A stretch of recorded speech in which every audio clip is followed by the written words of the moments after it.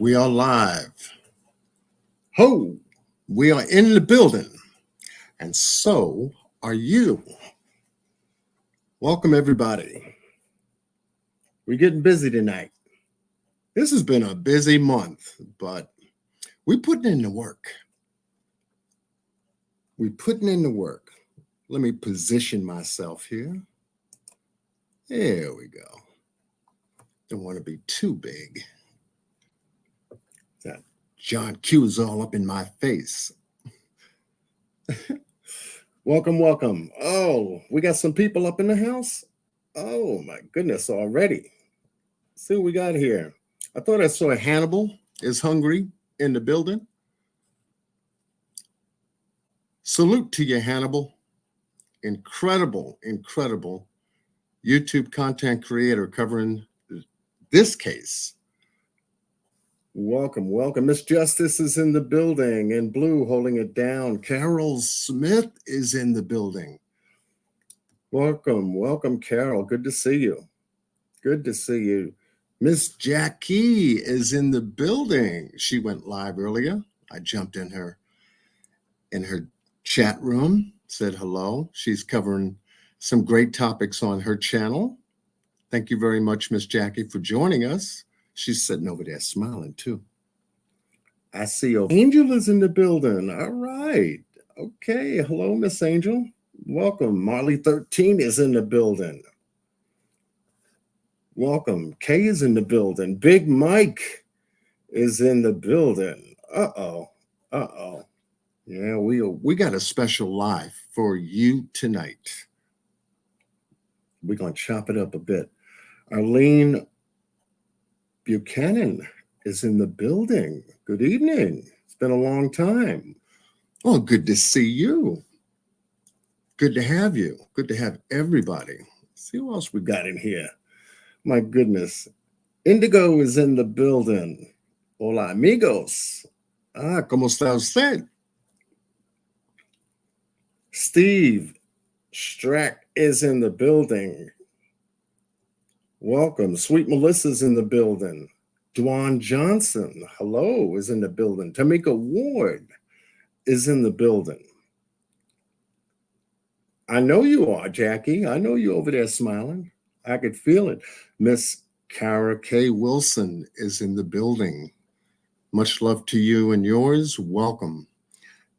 Welcome. Yeah, we're gonna get into some stuff tonight. Things are just speeding up. And to try to keep track of it, oh man, every time you turn around, bang, there's something else blowing your mind. And yes, thank you, Miss Justice, for dropping Jackie's link in the chat room. We promote here. We definitely promote. We're gonna cue the truth tonight. Trainer 18 Wheeler, welcome from Canada. Is that a Canadian flag? Uh-oh. I think it's a Canadian flag. Correct me if I'm wrong. Correct me if I'm wrong.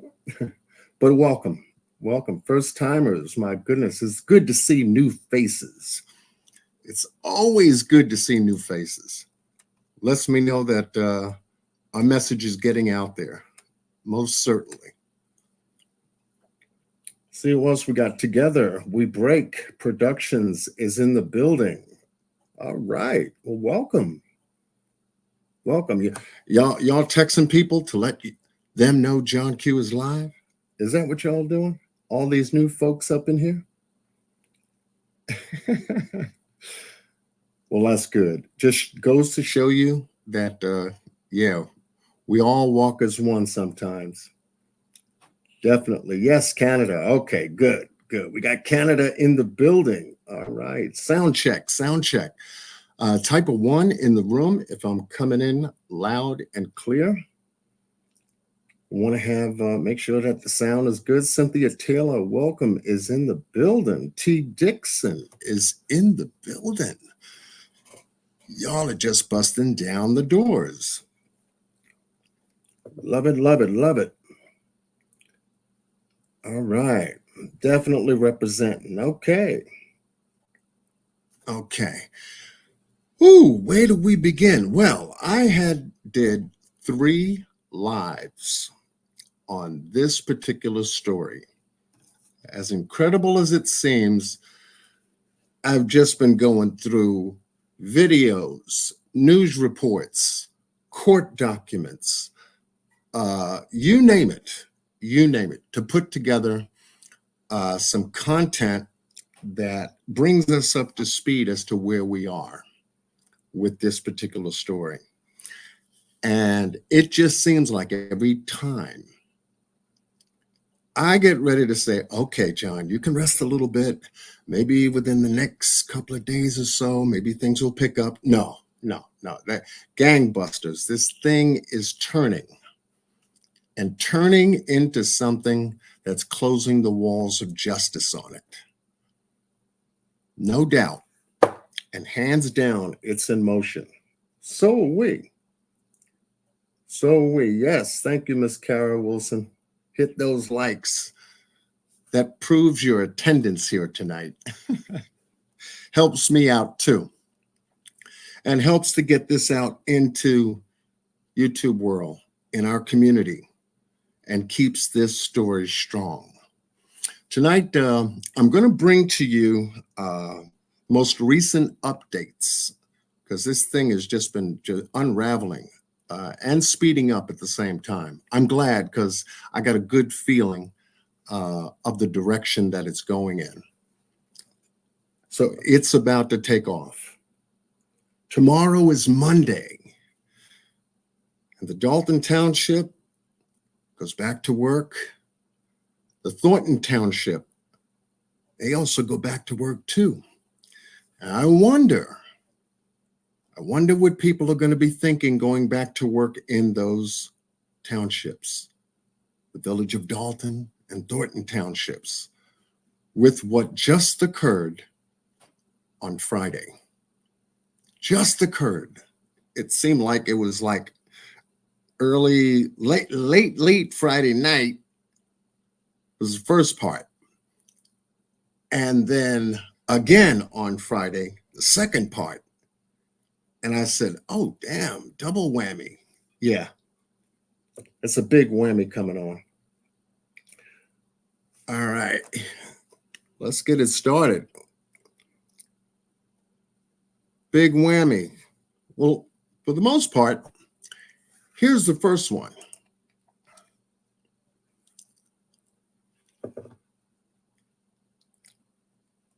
This is a big hit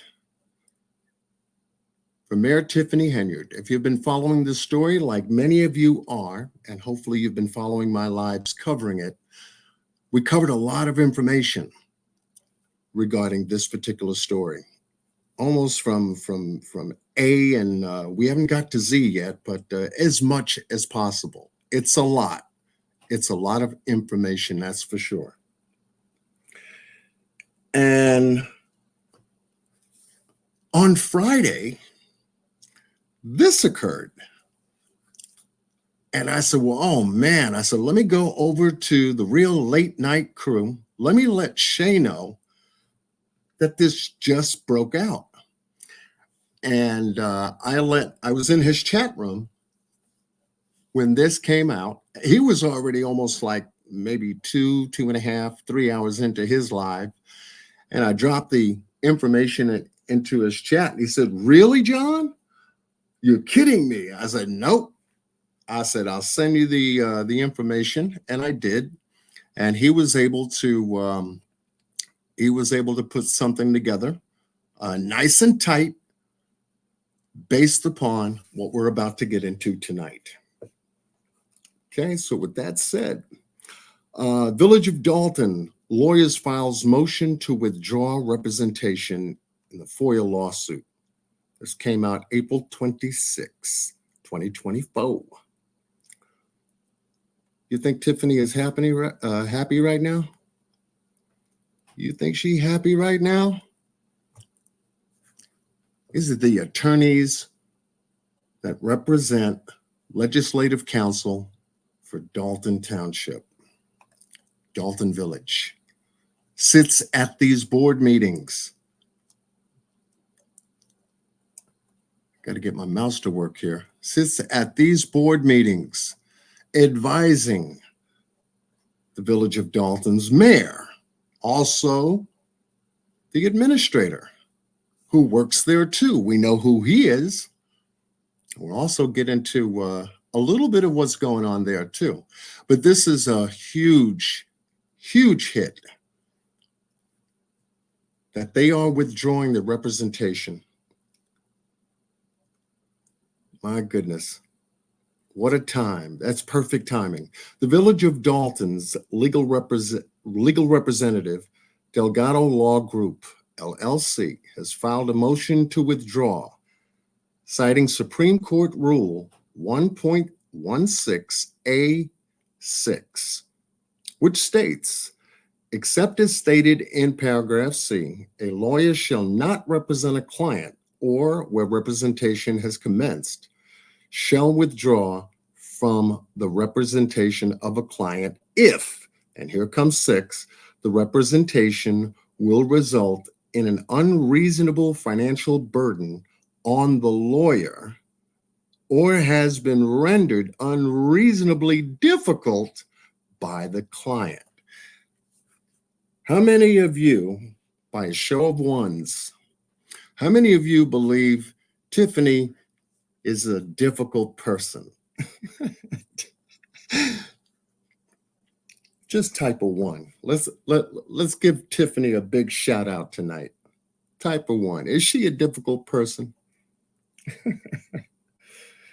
Carol Wilson says 1. Yes, very difficult. We have, oh my goodness, they have a big mic. I know her personally. She is. Oh my goodness. Tamika Ward, yes.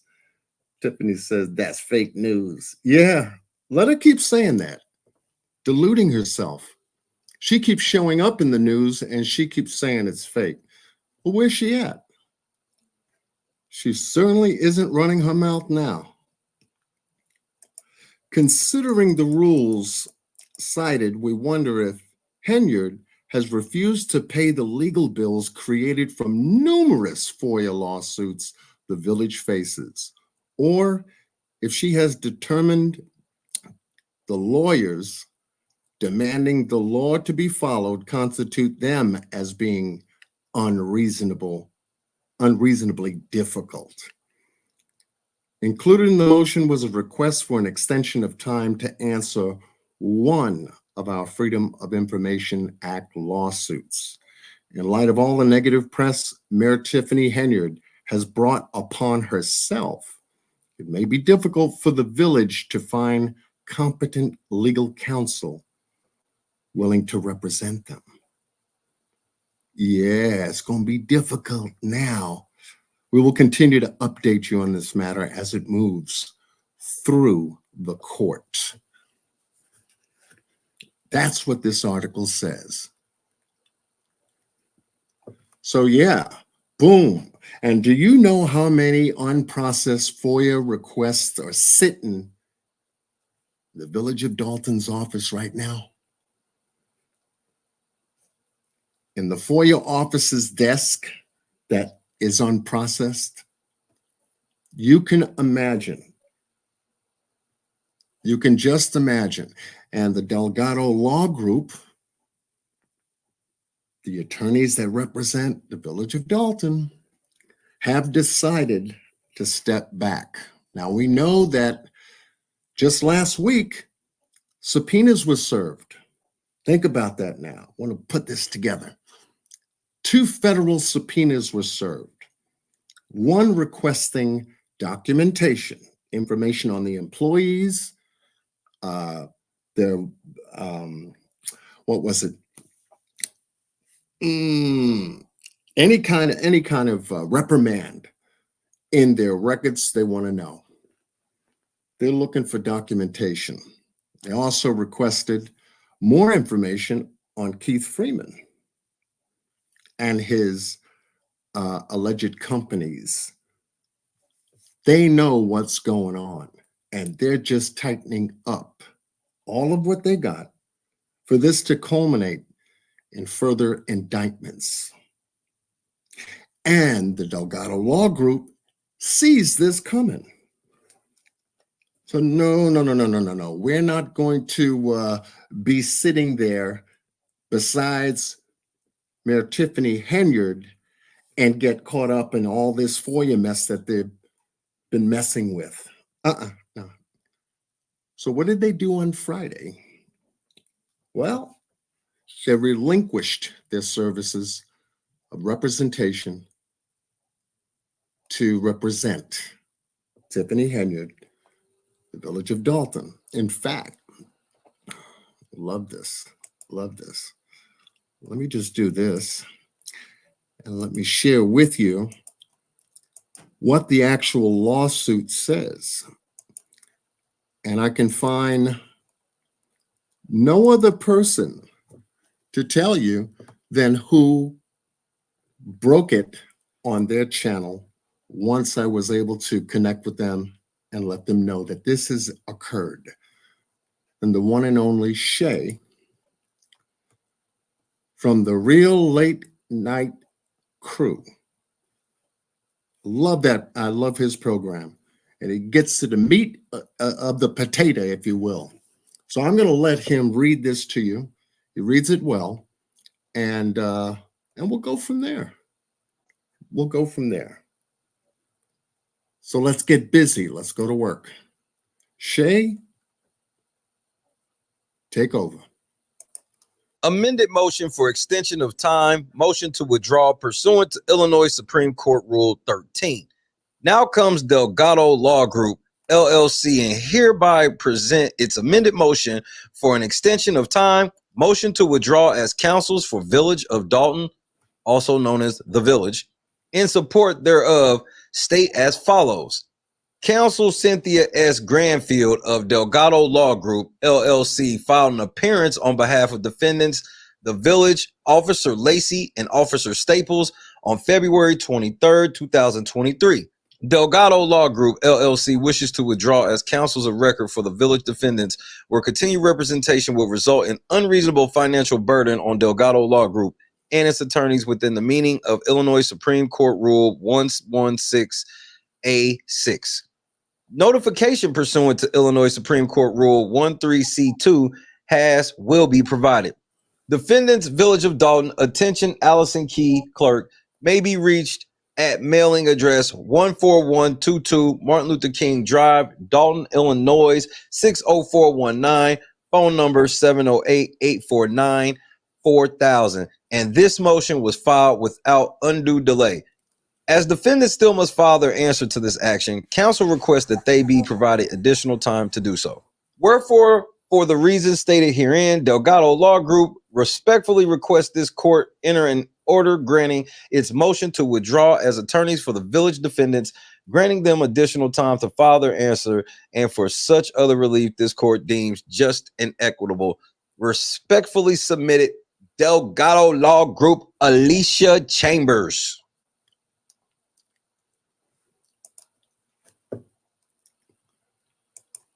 Thank you, Shay. And for those of you who wonder who this Alicia Chambers is, here she is. She is the attorney who went to court and made the filing on Friday to drop the bomb. Thank you, Alicia. Got to put that paperwork in. Let's continue. Take it away, Shay. So what it looks like we have here is a Delgado Law Group complaining about not getting any money. Because haven't y'all racked up like $900,000 over the last 2 years in fees? Tiffany, the walls are closing in. If Delgado is pulling out of a Foia case, which most likely he's pulling out because y'all gonna lose. I mean, I'm sure this Foia case is open and closed. I mean, let's just stop for a second and let's see what these people actually wanted in their Foia, and maybe we can get a sense of why you didn't want to answer the Foia. Let's see, records requested on this one. Copy of the receipts for each item purchased on the Village of Dolton's Fifth Third bank credit card ending in 2781 with a statement closing date of 6/20/2022.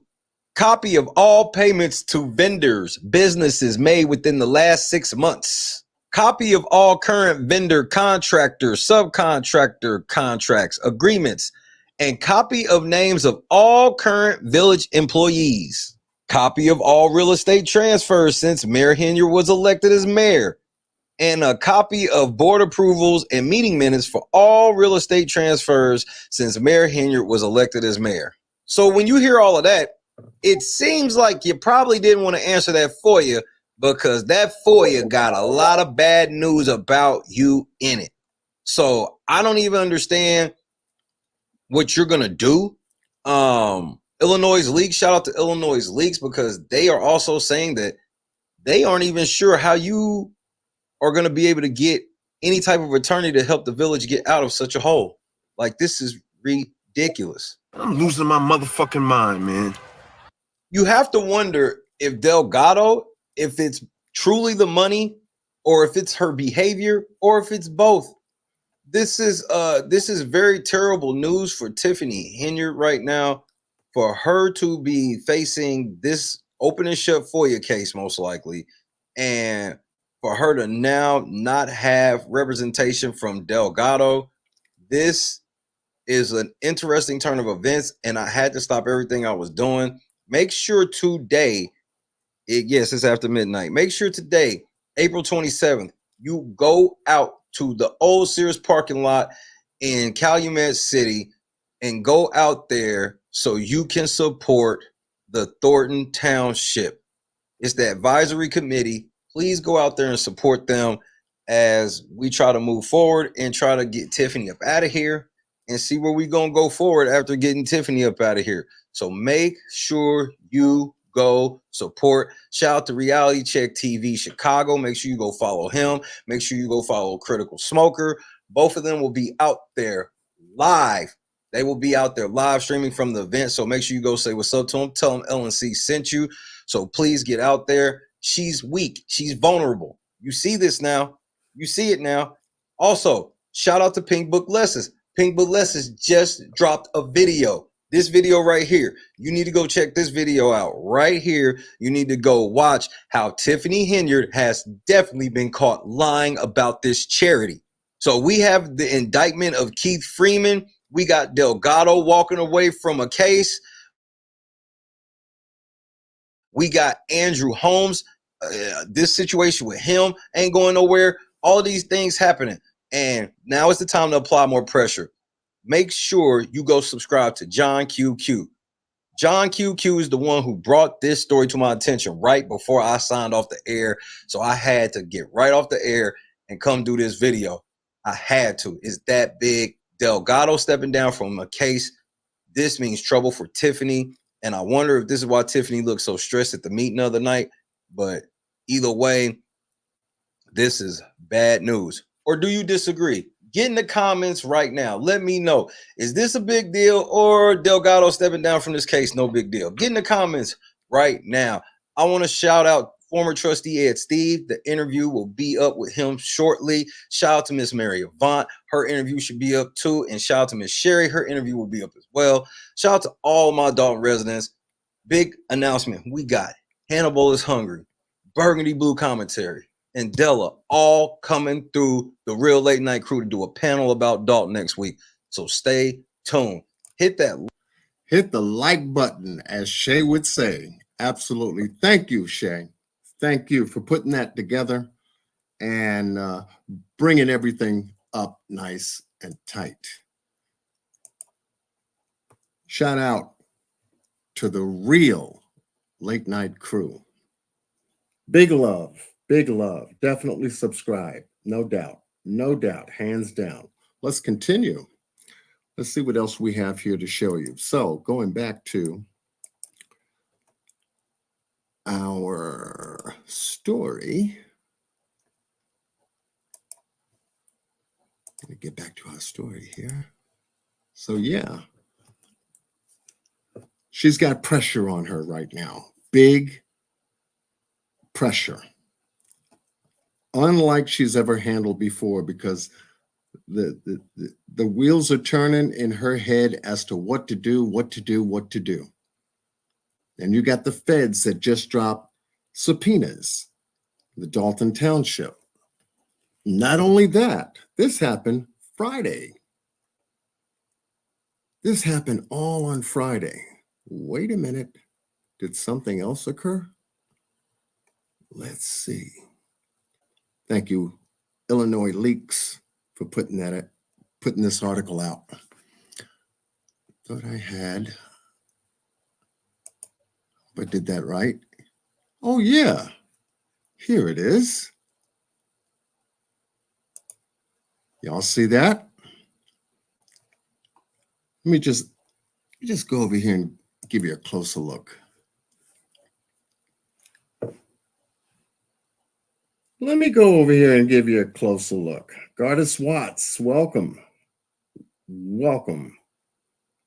We spoke last night on Burgundy Blue Commentaries channel, had a good conversation, and covered a lot of information there. So shout out to Miss Burgundy Blue Commentary. She does an excellent job. She was just on this afternoon. I understand she had Jedediah Brown on her channel for the last part. But yeah, FBI served subpoenas. Thornton Township, Supervisor Henyard. Unbelievable. One after the other on Friday. Lawyer steps back for Foia, and then she gets hit, bam, with subpoenas. This came out. Well, this article just came out today on Illinois Leaks. Fox 32 and Wirepoints have reported on the FBI's service of subpoenas to Thornton Township, where Dolton's Mayor Tiffany Henyard is also the township supervisor. Federally indicted Keith Freeman is employed by both Thornton Townships and Village of Dolton. We know that from the bankruptcy fraud filing that we covered in our last live. We did that by the numbers. For those of you who haven't seen that, we covered that information there. It is currently unknown what information the FBI demanded in these subpoenas, which comes on the heels of those served on Dolton Village Hall last week. So a double whammy in one day. And this is getting very serious because now the feds are walking through the doors of Thornton Township, most likely looking for the same information. And I said that on my previous lives. They're both in two different locations. And there are other people in the same two locations too. 29 employees in a subpoena. There's some of those people working in those locations as well. Stan Brown, William Moore, and a number. So that's going to begin to come out this week. And as it does, we're going to see an unfoldment happen in this case, like we have not seen in this case before. So they just applied tremendous pressure. Now in both places, as it should, because I knew this was going to happen. Just took time to make their findings correct, get the subpoenas that they needed, and go in there and get them served. And served they did. They did that on Friday.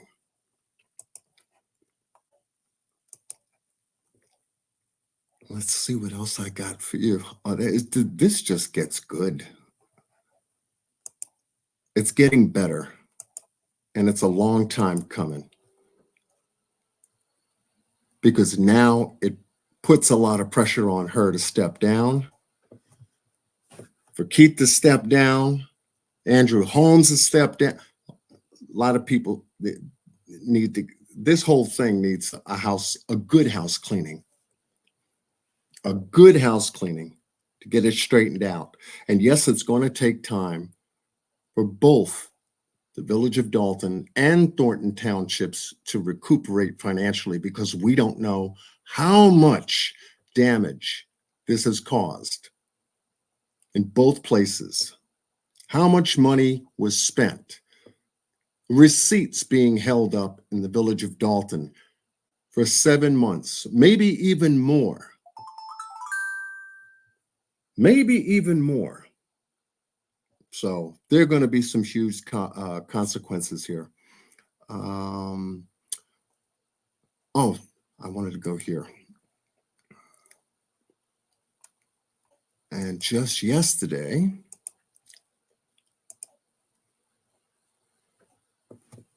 Thornton Township had a rally. And they were out there. It was beautiful to see the crowd, that's for sure. Out there putting in the work. Much love to those that went out there in support. Well, like I said, you got the same people in two different places. So they went out there and made their voices heard. Take a listen.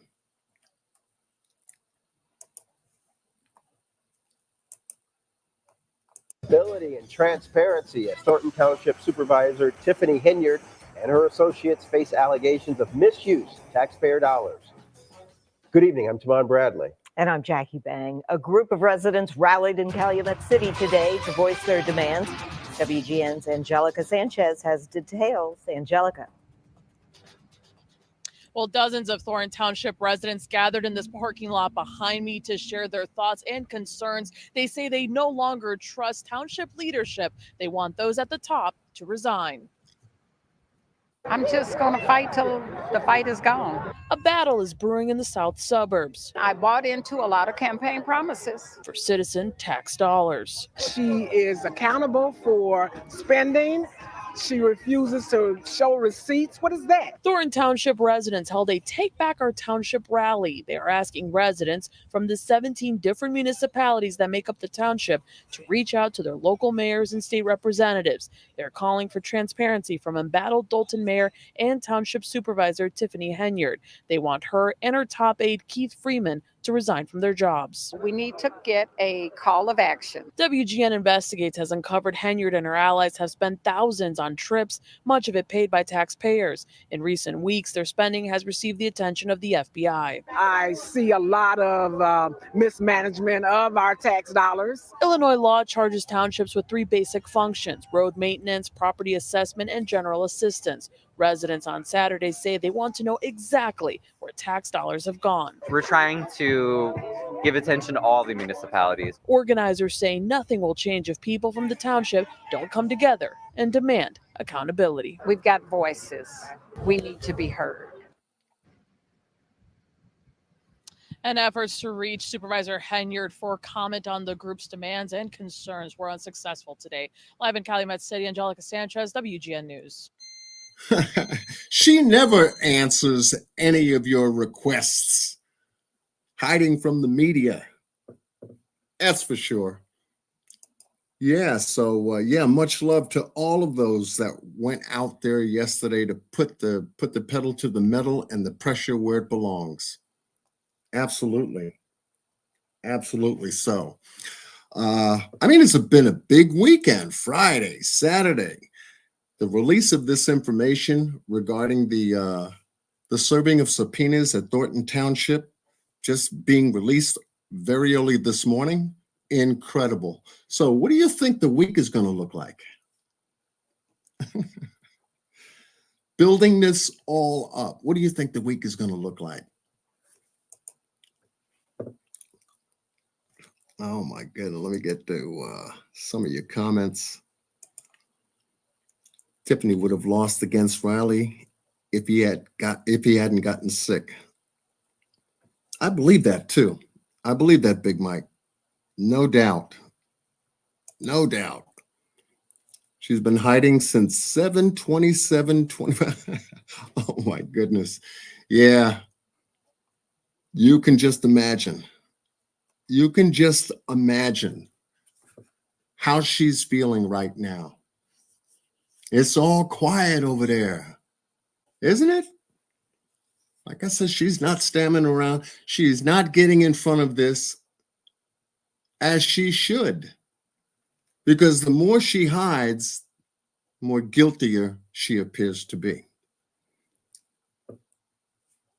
Most certainly.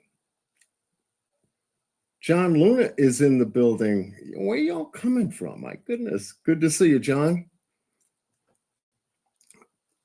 Good to see you. Just walking in the door to my hotel room, watching from Louisiana. Okay. I live in the Lone Star State. Glad to be here, John Q, Miss Justice, and everyone in the chat. Much love to you, John. All right. Yeah, we're not going to hear anything. We're not going to hear anything. But this week is, I think, what Jedediah Brown said, Hell Week. Yeah, you can feel the heat. They're going to feel the heat for sure, no doubt, no doubt. Let me see what else I got for you. Oh, just on Monday, and I think I shared this with you guys in my last live. But for those of you who weren't here and didn't see it, I will do an encore. And this encore I'm going to do for you is absolutely revealing as to the attitudes of these people. Absolutely revealing. I don't know how many of you have seen this, but here's what they were doing Monday night. Somewhere, maybe in Dolton, maybe in Thornton Township, but here's what they were doing.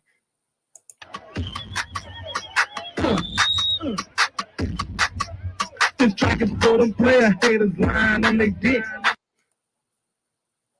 Deputy Police Chief Lacey, we got Andrew Holmes, and we got Mayor Tiffany Henyard out here at a house festival doing this on Monday evening.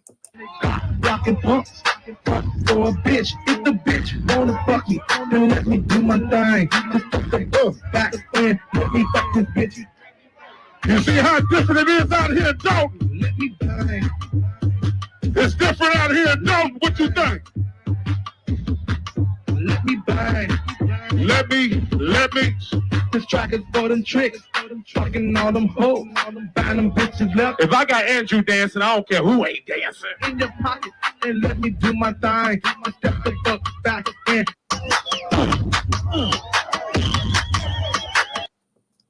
Spending taxpayers' dollars as they should. Anyway, this video was put out. It was 6 days ago. I don't know how old this video is. Some of you made some comments about this being an old video. This was April 22nd, 2024, 5:49 p.m.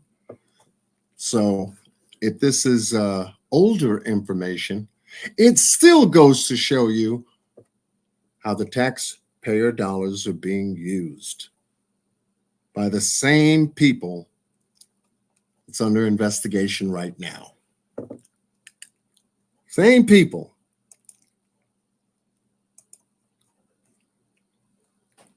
Shay played it weeks ago. Okay. Weeks ago. Okay. So the person who I guess runs that channel maybe jumped on there and decided to post it on that day, even though it may be older. But once again, goes to show you how taxpayer dollars are being spent. And it's really unfortunate. 7 police officers, maybe 7 to 9 police officers that attended that function. Incredible. Off the streets, not doing their job, over at one place to protect the mayor and her cronies. Absolutely. It is a bad representation of the administration. no doubt. And talk about it in your face, yeah, definitely. So what we're going to do, knowing that now this whole entire weekend of events has now changed the course of where this story is going. And what I'd like to do, because I know a number of you have been involved directly with this particular story, I'm going to drop my link in the chat, because there's another part of the story I would love to share as a part of this live, which is important because it definitely is a part of this story. So if Kara Wilson, if you'd like to come up, Big Mike, if you would like to come up, I know that Gardis Watts was in here. If he would like to come up, John Luna, if you would like to come up, because I wanted to open up the floor and have a discussion. There's a part of this that I would love to share with you that I have shared on my previous live. The story of Alexis Wilson, the young 19-year-old who lost her life due to a police shooting. And I can't get that story out of my head at all.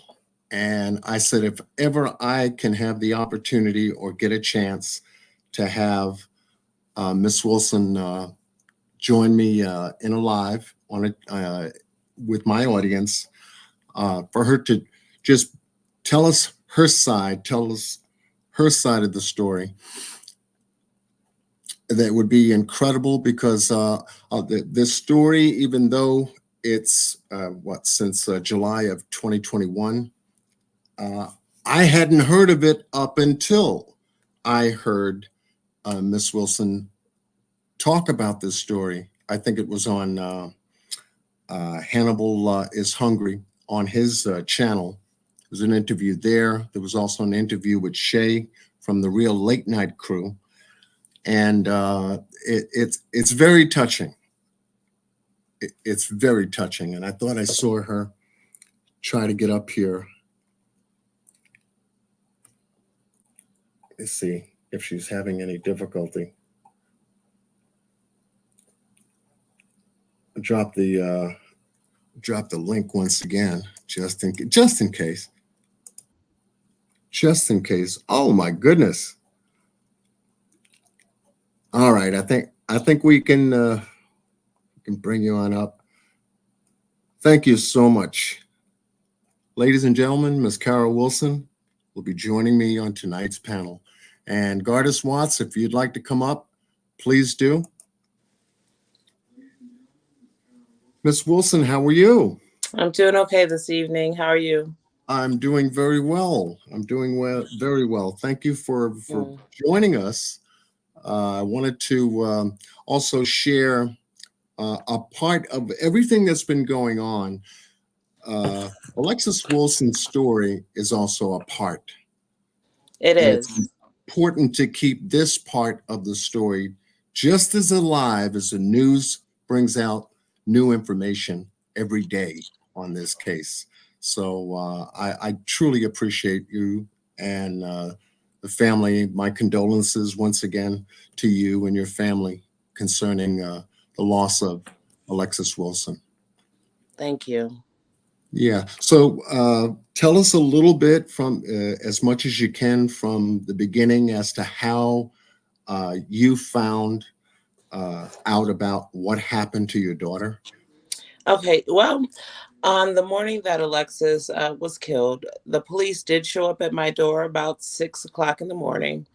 And at that time, they told me that there was an incident where there was a shooting and an accident, and Alexis didn't make it.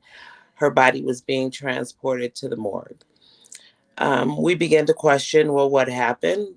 Did she hit somebody and they shot her? Did she get shot and then she crashed? Like, what happened to her?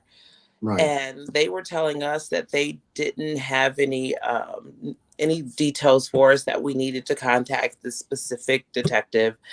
And as we tried to contact this detective, this news story is coming out of Dolton that I'm not even recognizing as my child. The things that they were saying in there, I knew couldn't be Alexis, but later on, I found out, of course, that it was Alexis they were talking about.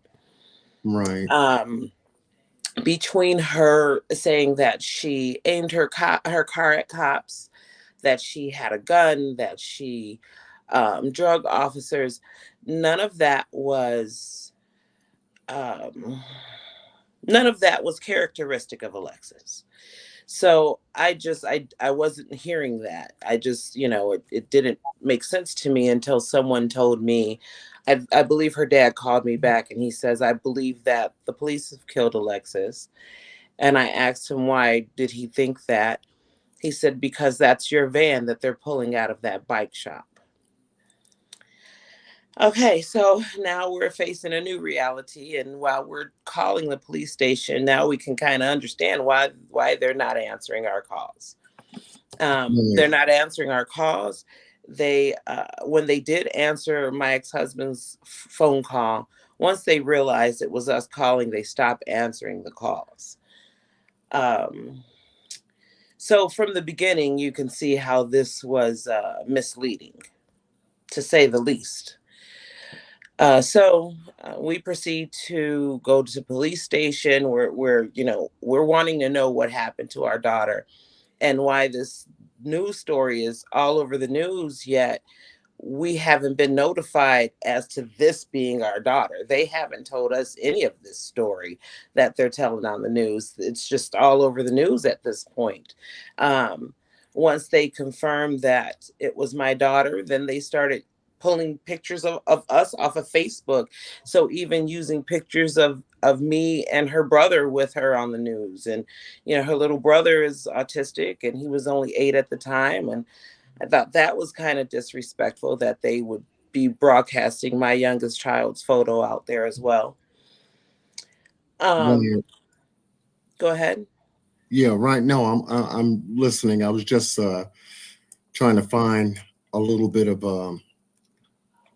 that videotape that was recorded from the Bubba's restaurant that she went to that night, Right. along with her friend that night to pick up food. Yes, Just that's to pick it. up food. That's My it. goodness. She'd actually paid for her food on DoorDash because people, of course, like, well, she banged on the window with this stick. It was a plastic pole that it was sitting next to my seat because I just pulled down the feather flags from in front of my business to bring them home, wash them, and then put them back out. So those the flag poles were sitting next to the seat in the car. When Alexis began banging on that window, it was due to the fact that they had not refunded her money and they wouldn't give her her food. So she's there knowing that she's paid for her food. They don't have her order. They don't have her refund. And then proceeded to tell her then she's not getting anything, and they closed the window on her. So she pulls out that stick and she hits on the window with it. But you can clearly tell that is not a gun. She bangs with it 2 ways. She bangs with it like you're just seeing, and then she takes it from the other side and she bangs with it from that end too. So you can see that it's not a gun. But that's what the employees call in. They call in and say that they have a gun, that she's at the window with a gun. Right. Police that's what even started say it. that's not the case. Yeah, that's what started it right there, was the fact that police were called on a gun call rather than irate customer at the window. And with that being said, they did come and had to have established that there was no gun because they holster their weapons, right? So why would you both officers open the doors on both sides of the car if they felt that she had a gun or that the other guy had a gun? They would have not holstered their guns. They would have not opened the doors like that. she's yelling she's naked, so you know she's half dressed. She's got on like a little bra top and these little bitty shorts and a robe. She got out to go through a drive-through with her boyfriend. I don't know how many times I've gone through a drive-through in a gown. Probably not so much anymore. Right. But needless to say, so she's there. She bangs on the window. They call the gun complaint in. Police arrive, draw their guns. They're just yelling, "Get out the car! Get out the car!" She's asking, "What did I do? Why do I got to get out?"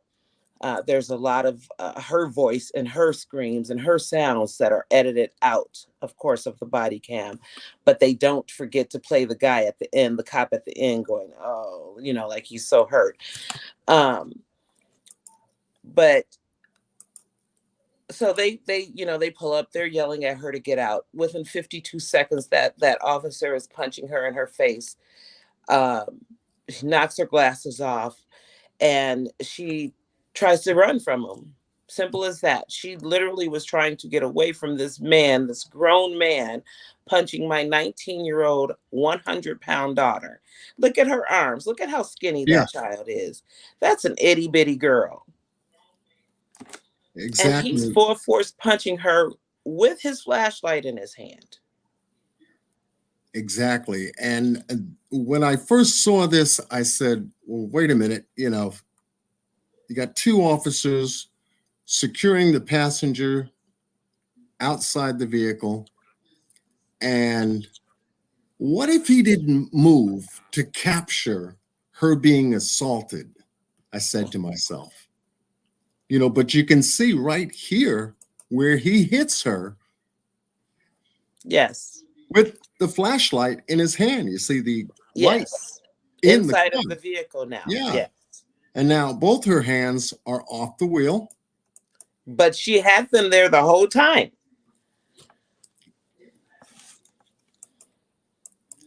Right there, she is struck. So that's an assault. And it's sad to know that certain things weren't taken into consideration by the police because he could have de-escalated this whole entire situation. Now, not dressed. When she said she wasn't dressed, there was a female officer on the other side of that vehicle that he should have called over. Exactly. If he would have taken just 5 of those 52 seconds to say, "Ma'am, we got a call about a gun. We need to check your vehicle." Talk to her. He never once tried to have a conversation or words with her other than "get out, get out, get out." And she's asking, "What did I do?" She's pleading with this officer, "But officer," and you hear right before that when she's like, "But officer," and he punches her. She's like, "Oh," I heard that. She's pleading with this man. They took her money. They took her food. My daughter's not had any trouble with the police before. She thinks you're there to solve the problem. And the problem is they took my money and they took my food. Right. And you can that literally child see. had no clue that they were there specifically for her. She had no clue. Right. Even if the employees would have said, "Hey, if you don't get away from this window, we're going to call the police," she would have left. There were so many things that could have went different that evening. Also, like I said, I'm really trying to get a hold of the unedited body camera because they left out so much. You can see in all of the cameras that they used or that were available versus the ones they showed us, right? There were about 5 or 6 camera angles available, and it boils down to maybe using 2 of them. Yeah, there's the female officer right here. Yes, exactly. Now, Right another there. thing they cut out is when he punches Alexis, the female officer goes, "Whoa!" Like she took offense to that. Like, wait a minute, but they edit her doing that out. At the end of the shots being fired, or while the shots are being fired and everybody else is running, the female officer is asking the staff, "Did you see a gun?" Did you see a gun? And the staff replies, no, no gun. And I know that that vehicle door, the passenger side door, is closed because the way it struck the police cruiser that was in In front of front it of it, on the absolutely. right-hand side, you know, you actually see that there was just no way that that officer could have been dragged. He would have Now, dropped to the ground right then and there. He absolutely. wouldn't have went nowhere. Absolutely. And they say that he's being drugged and his partner opens fire. Well, that sounds real stupid. Yeah. If your partner is hanging from the car, why would you open fire? Exactly. Why would you open fire? So you have officers endangering other officers. And It made yeah, no no, sense. Yeah. that doesn't make sense either. No story they told made sense when looking at even the edited video, even what they thought was good to show us. Nothing they said is true. Right. Nothing they said is true. And for it to have gone on these 2.5 years, and I'm screaming that they're lying on my child, and nobody's taken interest in looking at it until you guys came along. And I love the way you and Drinking Gourd and Late Night Crew, and you guys have really taken the story and looked at it in angles that nobody has, in the ways that I've been begging the local media to do so. But local media is not doing so because that means retracting what they've said about her, right? Right. So even with that township meeting, when and I don't know if you saw the other footage, because what Dolton had on their live stream, they actually edited their own live stream.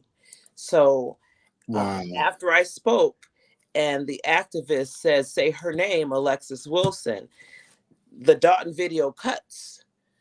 But at that point, police surround me and put us out. So here I am telling them that they lied on my daughter, and they surround me and put me out.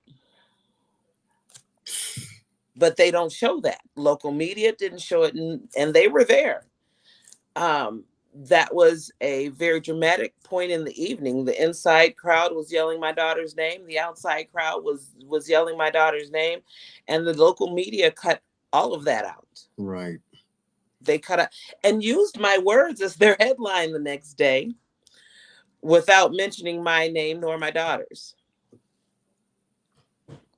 Wow. So, these are the people that I've been begging to review the video, to look at it and compare it to what, the police are telling them. And they had no interest in doing so. Right. Now, I know that, there is a civil suit that you and the family have Absolutely. filed. And how is that coming along? Is there any Well, type of believe it or follow-up not, going the on cops there? still haven't given their statements. So that's supposed to happen this week. So I have taken off on the 2nd and the 7th so that I can attend their depositions, but I'm not even sure that they're going to show up. They have been rescheduling their depositions since January. Wow. They initially hadn't given a statement for months. Again, I filled out a Foia request to get all of the information, but I'm really curious to see what they wrote in their police reports, seeing how they were given so much time. Right. They were given a cool down period, so they didn't have to give any statements about this. Right. Yeah, I was thinking just the other day, if it was possible that you could connect with one of the Dolton trustees, whether it be Jason House, whether it be Kiana Belcher or Brittany Norwood, in regards to maybe finding out if they can put you in touch with Lori Lightfoot. I have definitely sent an email regarding that to Oh, one of the good. trustees. But if I just find out what law firm she works for, I can hire her myself. Right. I'll dig on that. I'll dig on that and find Yeah, out which I one. you know, I don't need them to do it. I'll do it for myself if Right. necessary. Um, but I do want somebody who's interested in getting to the bottom of this and having that case reviewed and audited. The Illinois State Police decided not to pursue charges against the officers, even knowing that Alexis was the fourth police involved death for Officer Perez, the puncher. Right. She's the fourth incident he's been involved in. He's been involved in at least 5 that I know of. The 3 before Alexis ended in fatalities. In Alexis' case, he was punching, not shooting, but he was the veteran officer in that duo. He was training Carlton, the shooter, but you have a serial killer training a rookie, and that rookie gets his first kill. Hmm. So I've not heard anything about Carlton before or since then, but Perez, that guy's a killer. A serial killer. He killed a man in the hospital where they had every drug known to man to sedate someone. You know, the biggest lawsuit coming out of the state of Illinois for a wrongful death was due to Perez and Lacey, who were partners at the time, chasing 2 young men in a vehicle. And I don't know what it is that they crashed into, but one ended in fatality that evening, and the other young man received a TBI. So I'm not sure if that one's still living at this point, but that $33.5 million lawsuit was due to the negligence of Lacey and Perez, who were supposed to discontinue that chase, and they didn't. Right. And this is who you have as your police chief now, or interim, or whatever you call a police chief that can't take a test. Right. I don't know. Right. Because I know that the previous chief, Collins, I think he went to Florida. Yeah. And he's just as bad. He may not be as dirty as Lacey, but he was compliant in what was being said, and in Lexi's case as well. He's the officer that said, well, I can't say whether she was hit or whether she hit him. I don't know. I really don't know. So he was complacent in the lies as well, complicit rather, in those lies as well. Yeah, because I know that when he came out, he's talking about Alexis using the vehicle as a weapon. And when he said that, that's why I wanted to take a look at any footage that was released, that was out there, to see exactly what happened that night. And for him to find that was not true. She was simply trying to run from a man that was punching her in her face. Right.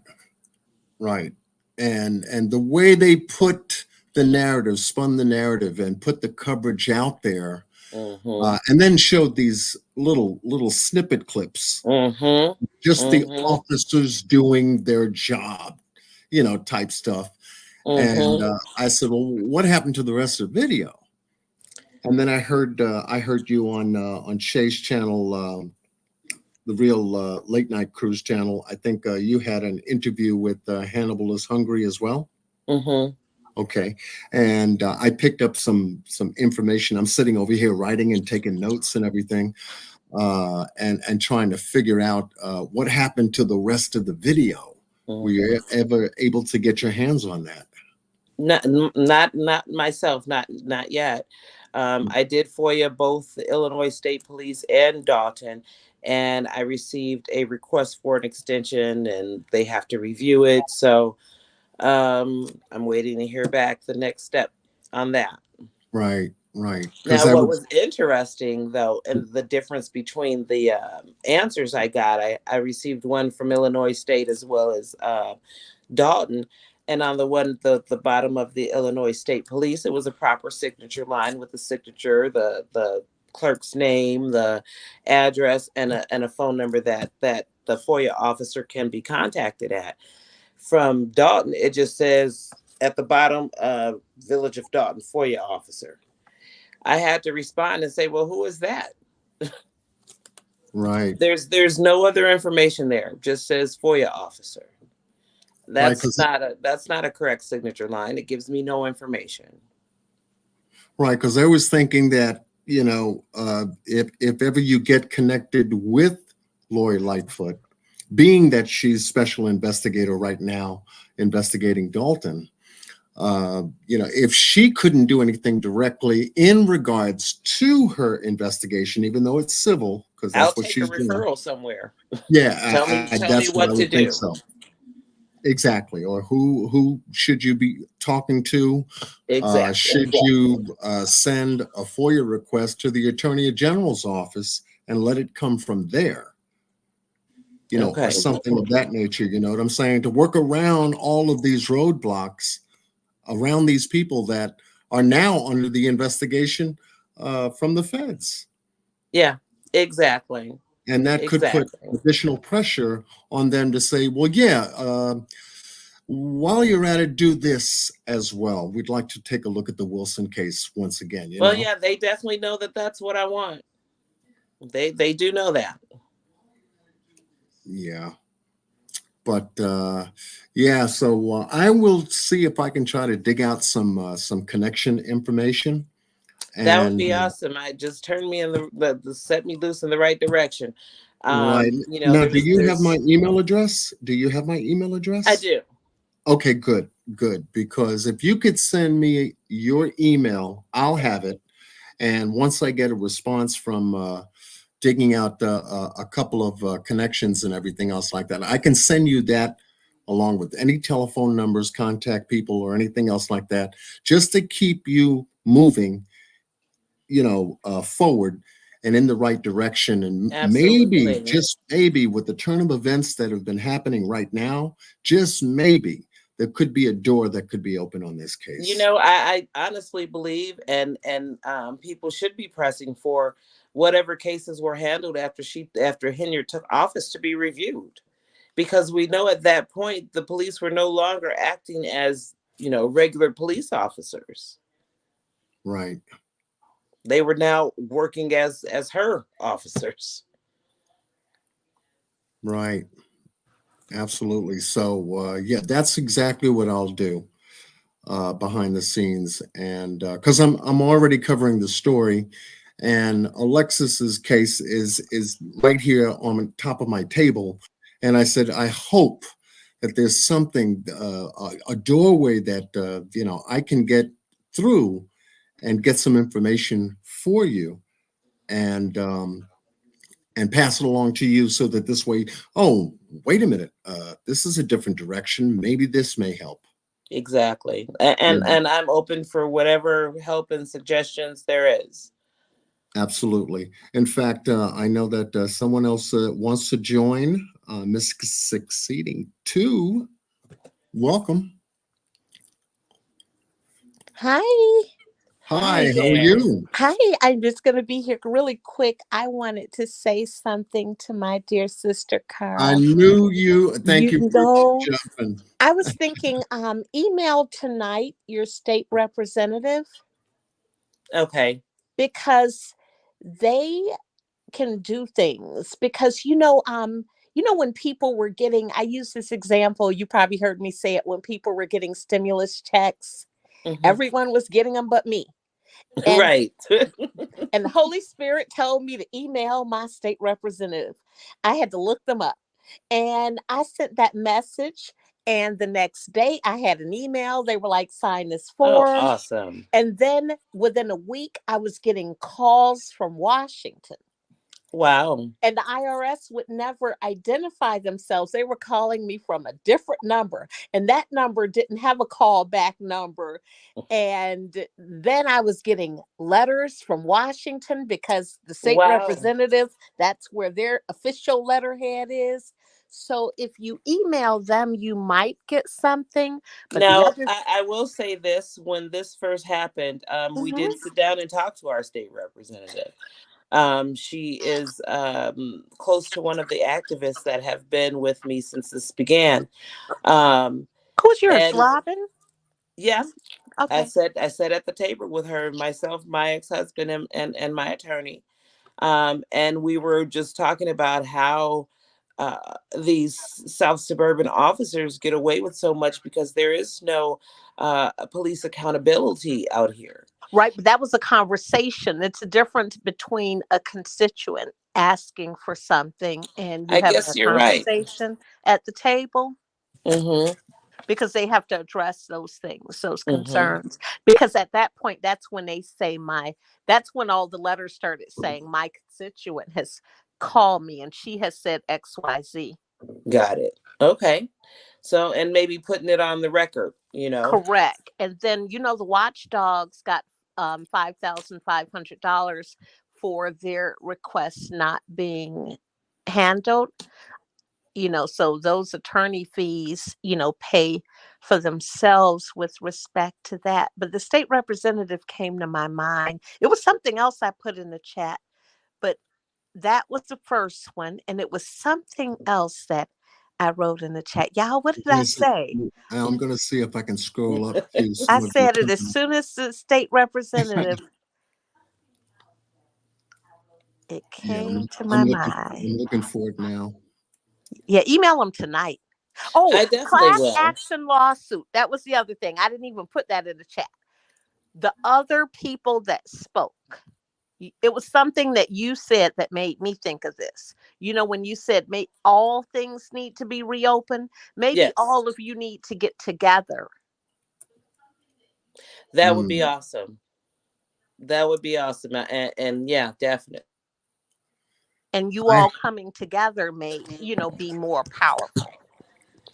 It would. Yeah, indeed. Indeed. I have Mr. Gardis Watts Hey, Gardis. in the building. Gardis. Hello, everybody. That's the celebrity. No.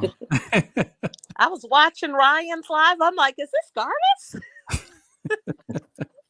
No, I'm not the celebrity, but yeah, I was gonna get on stage, but I said I'm gonna let Cara tell her story because I didn't want to be a distraction because it's very important. And Absolutely. and the thing is, I remember when that happened. My daughter, who's 16 now, she would always whenever we drive by, because we, even though we live in South Holland, we live on that border of Dolton and South Holland, and Bobbers is like a 5-minute drive away from where we live at, and we drive by there all the time. And she would always, look at it. It was like, that's where that girl was killed at by the police. And, she was aware of that. Right. And I think about my own daughter, and and this is the thing that I say because Cara, I think we failed you because I don't think we've done enough to put pressure on that. I mean, I know we're putting pressure now, but we should have did that back then. It's not too late. And it's not Absolutely. too late. It's not too late. But yeah, I do feel that the community did fail you in the beginning. And well, the community were the only ones who stood behind me. That's for sure. Yeah. But I think that everybody's voices were being muted. The trustees' voices were being muted. Alexis was the first thing that happened in this entire thing. Alexis was the first thing that happened.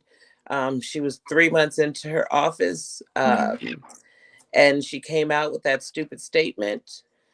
The protests started going on. She hired security, and she's been hiding from accountability ever since. Yeah. And so, like I said, as far as the residents really did come out. They came out for her butterfly release. They came to her funeral. They came to the candlelight vigils and the balloon releases. And so they showed up, but I don't think that the voices were loud enough yet, because she had so many other people protecting her, protecting the village. So I don't think that the residents failed me. I think the administration failed all of us. I think it's going to change. It has to. Kara, do you have your own page? As far as what? YouTube? I have a YouTube channel, but I don't. I There's a think few you videos up should there, but I get haven't really done something, anything with it. because remember, your purpose is to tell your story Mm-hmm. and to get this out and to get us, you know how this is what started with Dolton, Mm-hmm. and what is started as something small turned into something big. Mm-hmm. And the more your story, because it creates outrage. Because you think about it, I don't even live in Illinois, and I'm still upset and ready to flip a table like Teresa from Real Housewives of New Jersey every time I think about that skating rink. Yeah. Oh, yeah. And I think there's an important point of where this murder has happened, because I feel probably it would have got more attention if it was in Chicago. But I mean, it really shouldn't have it really shouldn't matter, where it was at. But many The people, smaller the town, the easier it is to bury. yeah, exactly. But I mean, they did set it off in Ferguson some years ago, which is a small suburb, and I felt like that should have happened here as well. Yeah. That should have definitely happened. I got a message in the chat. There is some kind of static or feedback occurring, and I don't know. I just double checked my instruments. I thought it was me, but if you can double check to see if you have something else running in the background or on the side, just so it reduces any kind of noise feedback coming through. Thank you, Ms. Justice, for bringing that to my attention.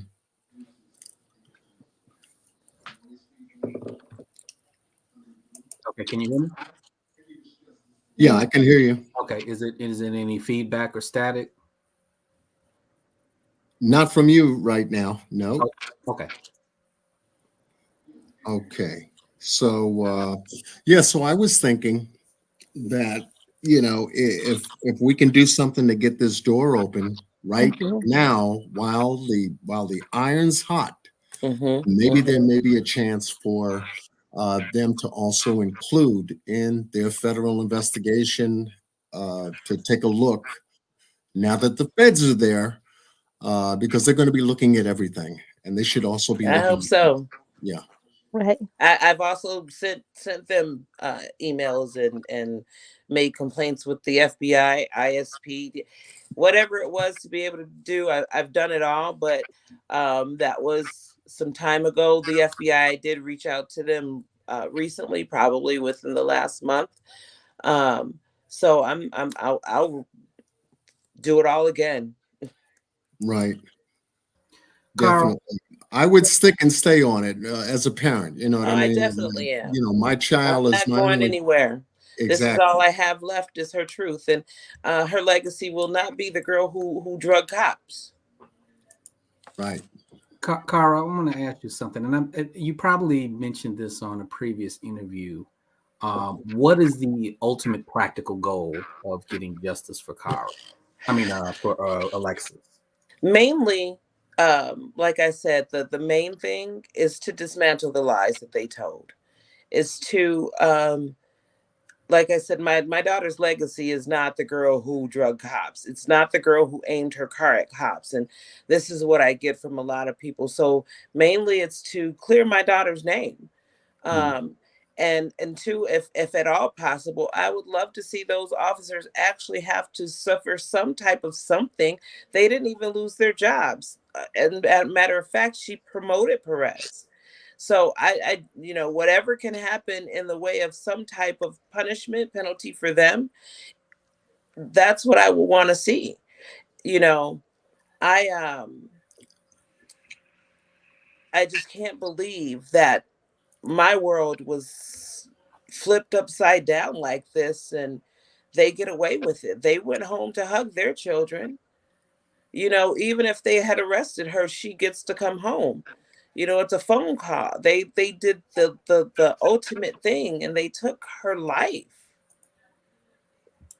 Yeah. So justice, clear her name, and find some wrongdoing with what they did, and stop acting like it was my kid who did the wrong thing. She banged down a damn window. You don't die for that. And anything that they didn't even see that part. They had no clue. They didn't even pull up to her banging on a window.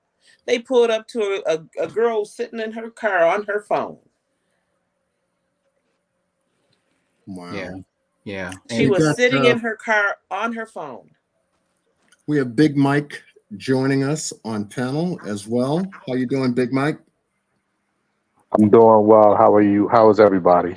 Hey, Big Mike. Hey, Big Mike.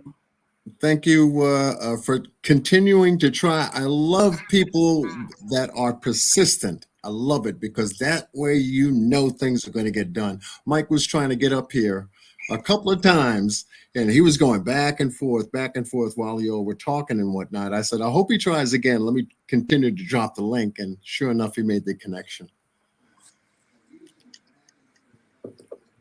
So welcome, Big Mike. Is it echo on my end? A little bit. Give me a moment. Sure. And Cara, those two officers are still on duty, right? The punching officer was actually promoted to detective, but I believe he quit. And the other officer, I haven't heard anything about him since that evening. Okay, but they're not in Dolton, right? They're not in Dolton any longer. That the one that was before he was promoted, he had shot another person right across the street from where they killed Alexis. Wow. Yeah, I heard about that.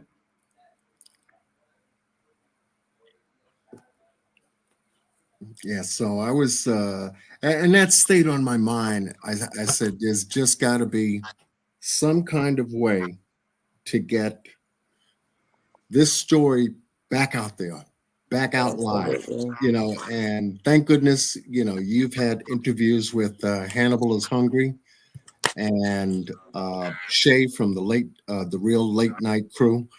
And, you know, and to keep your story out there, bold and in their face right now, hopefully, you know, they'll be able to grab a hold of it and begin to get curious as to, well, you know, we're looking into the police budget. We're looking at police officers. Let's see how they wrote up reports, if there's any, you know, funny business going on there. And let Alexis's police report hit that surface too. Absolutely. And I only say that because the former police chief Collins has also got a lawsuit filed. Right. Yeah, the timing may be really good for everything. And also reach out to Chronicle Speaks. You said it's called Chronicle Speaks. You know, do you know Chronicle Speaks? I'm not familiar with that one. Let me grab some. Chronicle Speaks. I think I heard of that name before. She's the one that she's very thorough. She's the one that broke the story with, well, she followed the Robbie and the Tim, you know, story. She went to court. She was really in debt with the Shirley Strawberry story, with certain things that came out, not with the story altogether, but just some major things that came out. And you said it's Chronicle Speaks? Yep, Chronicle Speaks. So I'll see if there's she has like 500 information. and something thousand followers. Now, I'd have to see if she has contact information on her channel. Yeah, I bet she does. Okay. Yeah, and I agree with what Timothy Marker just said. The feds should get all the body cam footage and turn it over to your lawyers. The cops should be charged with murder. And the body cam clearly shows that it is not your daughter's fault, but the cops' fault. Thank you, Timothy. Even with the little snippets that we Right. have, you can see the first causation. The Yep. first Mhm. causation is, not only the 911 phone call, but it is the cop assaulting. Right. And like I said, within 52 seconds, like you didn't even give my child a minute. But there was no reason to hit her. It was Not no 1 reason. minute. You didn't even give her a minute. She was actually dead in that first minute. Because I like I said, the drinking gourd guy, Asagi, when he did his, he counted down like how long it took from the time she took off to the bullets being shot in the vehicle. It was 4 seconds. So that's 56 seconds. Not even a whole minute from the time they arrived to the time this child has 7 bullets. 1 minute. Not even a minute. And that's why I think that your state representative should be able to FOIA that. Yeah, absolutely. You just Yeah, have because to if they're ask. blocking Foyas in Dolton and Thornton Township, okay, well, the feds are going to take care of it now, because that's what That's and a major complaint, and that's coming from everywhere. That's exactly, everybody is talking about their FOIAs being blocked. and the lawyer now, Delgado, is stepping back. I said, "Oh man." But just I from the bet. FOIAs. Exactly. I Out bet of the he FOIA is. lawsuit. Because Correct. he knows what they're doing was violating the rights of people. He knows that. Yeah. I wouldn't He's doubt it. not that stupid. Yep. He's heard Yeah. enough people talk about those FOIAs. Mm-hmm. And not receiving them. Yeah, because those He's are heard serious. it so many times. He knows it's a running theme. Mm-hmm. Just like people saying they're afraid of those officers out there. That's a running theme. And for these adults to be standing in front of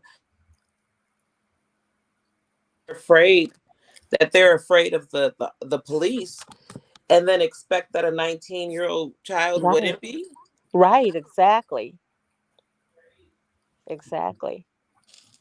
But yeah, I think you all should come together. Everyone that spoke that night, you all should come together. I agree. And I'm with whatever movement that advances this story, the truth. Like I said, I don't. There's not a lot I want. I can't get my child back, but I can't let her be buried in this lie either. Right. Right. And I find it interesting during that time Alexis got murdered, being off the heels of George Floyd, and the real big movement that happened there. Yes. But then again, here we go with the government promising a police reform bill, and it never even got on the floor. Well, see, the problem with it is that people tend to want to believe the police, right? Mm-hmm. And Homewood was very active when during that summer before when George Floyd was killed. There was protests in front of my house and down my street, and so I know they were very active. And such a disappointment after they killed someone in their community that they had no response to it. When I tell you, not one neighbor that watched this child grow up came to my door. Wow. Her high school, she's been in school here since she was from kindergarten all the way through high school. I think I received a card from one teacher. Wow. So this community, Homewood, was not very compassionate at all. The people that did come to my door were random people. And one lady whose kid, I was their speech therapist when they were little. But other than that, there was no outpouring of support from any of the schools, nothing out here. It's disappointing altogether. They wanted to believe the police. And as you see, even with the George Floyd case, they watched this man be murdered and still had to have an uproar before they would even arrest the officer. Right. Right. So I mean, and we watched that. We watched him kill that man, and there was still a fight about that. Now you have this sassy black girl banging on the window. They didn't care. Right. Yeah. They did not care. Because it was a false police. It started with a false The call, report. yes. Right. That call is what initiated that. And had that call not been made. Well, Absolutely. And it's funny they sold the business, right? Did they? I bet they did. Yep. well, also too, it was the line about the gun. Like, Yeah, that's what we're talking about. Yes, they completely lied and then admitted. Like I said, at the end of that body cam that nobody's seen yet, they admitted that there was no gun. But yet now, the passenger that was with your daughter that night was arrested. Yes, he's in jail still for the gun that they found. See, all of days that later needs to come out. All of that needs to come out. And ask me if I believe they actually found a gun and it took them 4 days before they found it. I do not believe it. I don't either, because you're telling me she just had this horrific car accident. Right. You guys had to clean up the car and pull everything. You didn't find a gun then? Right. And then just the fact that he got out the car when we watched the video and the other police officer got in. So yes, where would the gun have, what did he do? Say, excuse me, officer, let me move this gun here. He got right out and, with arms up and, So and you see her the whole time, her arms are up until she rests them on the steering wheel, but they never go past here. Right. But how would the gun that they said they found later have been out? You know what I'm saying? Nothing makes sense with it. That Does story. Nothing they said makes sense. So to even at this point, like this kid went to jail for this gun, right, that they found. I'm thinking he probably had an old gun charge, and so that it was easy to stick him with it, They would have did did it my either way. guesstimate. I don't really know. Yeah. But what I do believe is that they railroaded him because he did not have an attorney.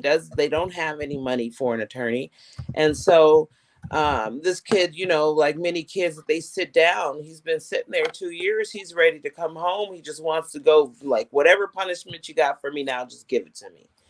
And so they offered him 6 years, and he was talking to me like, that's a long time, and I didn't do anything, but I don't ask him any questions because they're recording. So I said, well, why don't you talk to your lawyer and see if he can counter offer with, 4 or 5 years. When he countered that 6 with 4, they told him, okay, deal's off the table, you're doing 11. Oh man. So they did that, and so he's petrified, and they finally come back maybe a couple weeks later or the next court date, and they say, okay, we're going to offer you 7. So they still went up on him a year for even asking if 5, if he could do 5 instead. They went up on that boy a whole other year. At first they scared him with that 11. So when they came back with 7, he was ready to jump on it. And so now that kid's doing 7 years. I mean, that sounds like retaliation, because he absolutely does. He is a viable witness to corroborate everything you're saying about the lying of the gun, the lying about Alexis being aggressive, all of that. Even though it's in the video, he is a credible witness. Absolutely. And you see cases like this where these credible witnesses against the police, they get charged. Who was the guy that filmed Eric Gardner's choking? I think his name was like Ramsey Order. What they ended up doing is they ended up giving him a drug and gun charge, and I think he's still serving time in prison. Wow! Despite the fact that filming, right? For filming, yes, for filming. Okay, I see, John. Yeah, Trustee Holmes did show up at my house a few weeks later. And he came to give his condolences, said that he doesn't know why Tiffany said that mess. That's not his mayor. I have all of that on video. Wow. Now, I wanted to also ask you, Miss Wilson, regarding the gun. Is that in the police report? I haven't seen the police report myself. Like I said, I just FOIA'd everything. I haven't seen it. Well, I FOIA'd it again, but I haven't seen the police report myself. Yeah, because if it's not in the police report, bingo. But see, I don't believe they had to write those reports that night. They let them sit on the. Come on, we're talking about Tiffany's administration. They probably sat around a table and tried to think of how to put this in. Yeah, because they said they found it later, right? 3 days. 4 later? days. 4 days. Okay. Yep. Right. Now that should be a part of the report. However, if let's go by her administration being lazy, want to make the money the easy way, do nothing and lie at every point and at every chance they get, that can be used against them. And this is the reason I feel so strongly about this point in time where this case is right now. There should be an open door to get this case relooked at by the real officials, whether it be the FBI or the state attorney general's office or U.S. attorney, whether she's got time, because she's been working on that other police shooting case, that big one where the young man was shot like over 20 times. Yeah. So this point in time is critical, and time is of the essence. It is. You're absolutely correct. And did they find fingerprints? None that I know, and they would have been trying to put Lexi's hands on whatever they found, but they couldn't. Right, but if they're saying that, because remember they said that she had the gun. Yeah, so they lied. Yeah, see, I don't believe that anyway. So no, the only way they got fingerprints on a gun with her fingerprints is they wrapped her cold hand around it. Yeah, I don't think they did anyway, because remember it was days later. But remember, they were also hiding her body. Oh. They were moving her body around. It took us days to be able to ID her.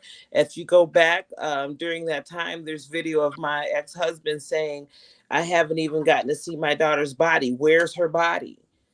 How long? Her funeral was scheduled almost 2 weeks later because we didn't have a body. How long did it take? We got her body about maybe 9 to 10. We got it right before her funeral. Oh my gosh. So it's like 2 days, but they'd held her body a good 10 days. Oh, that's crazy. Wow. I just have a question. But I really think that they held on to her that long because nobody had known at that point in time that she had been shot in her head. And remember, they were saying 2 to 3 shots. So now when my ex went to identify her, they had her head slightly turned. So he didn't see those gunshots. When my sister went to take her clothing and things to the funeral home, both things that I refused to do. I had lost a daughter before, and so I've already been, didn't want to see things that were going to be burned into my memory for the rest of my life. So I had my ex-husband ID her, and I had my sister go to the morgue. And I told my sister when she went to the morgue, I told her, look at my baby and find out where they shot her. And she came back and she was distraught. She found 2 bullets in her head and 5 down her side, where they're telling us they only let off 2 to 3 shots. Well, she's got 7 in her, and there's several in my car that didn't go through her. So how many shots did they take? How many shots? A right. lot. Was there official ballistic report? I haven't seen any of that. No. We have another guest on the panel, Miss Infamous. Hi. Hi. Thank you so much for being here. Thank you Hi. so much for being patient. I know that you were sitting there and you're being very patient and everything. I know you wanted to chime in. No, I respect that what's being, talked about 100%. So like I can wait. Because I was looking it up and I kind of chimed in a little late, but I saw when they were putting hashtagging your daughter's name in the chat. So I kind of Googled her name, just to see, and it brought up the video right away. And I'm curious, it doesn't even look like, and I put it on slow motion, and it looks like if it possibly could be like an umbrella or like, I don't know, or like a, It was a flagpole, a steer- stick from a flagpole.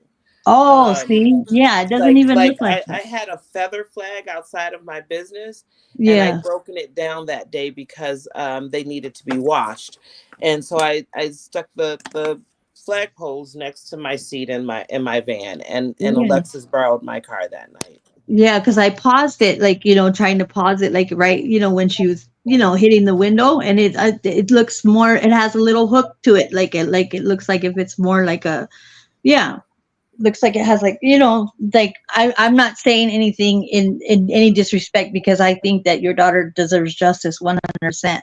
And then I just had one more question because I couldn't tell. So it was the officer on the driver's side that was supposedly dragged, like. Well, they said they changed that story several times.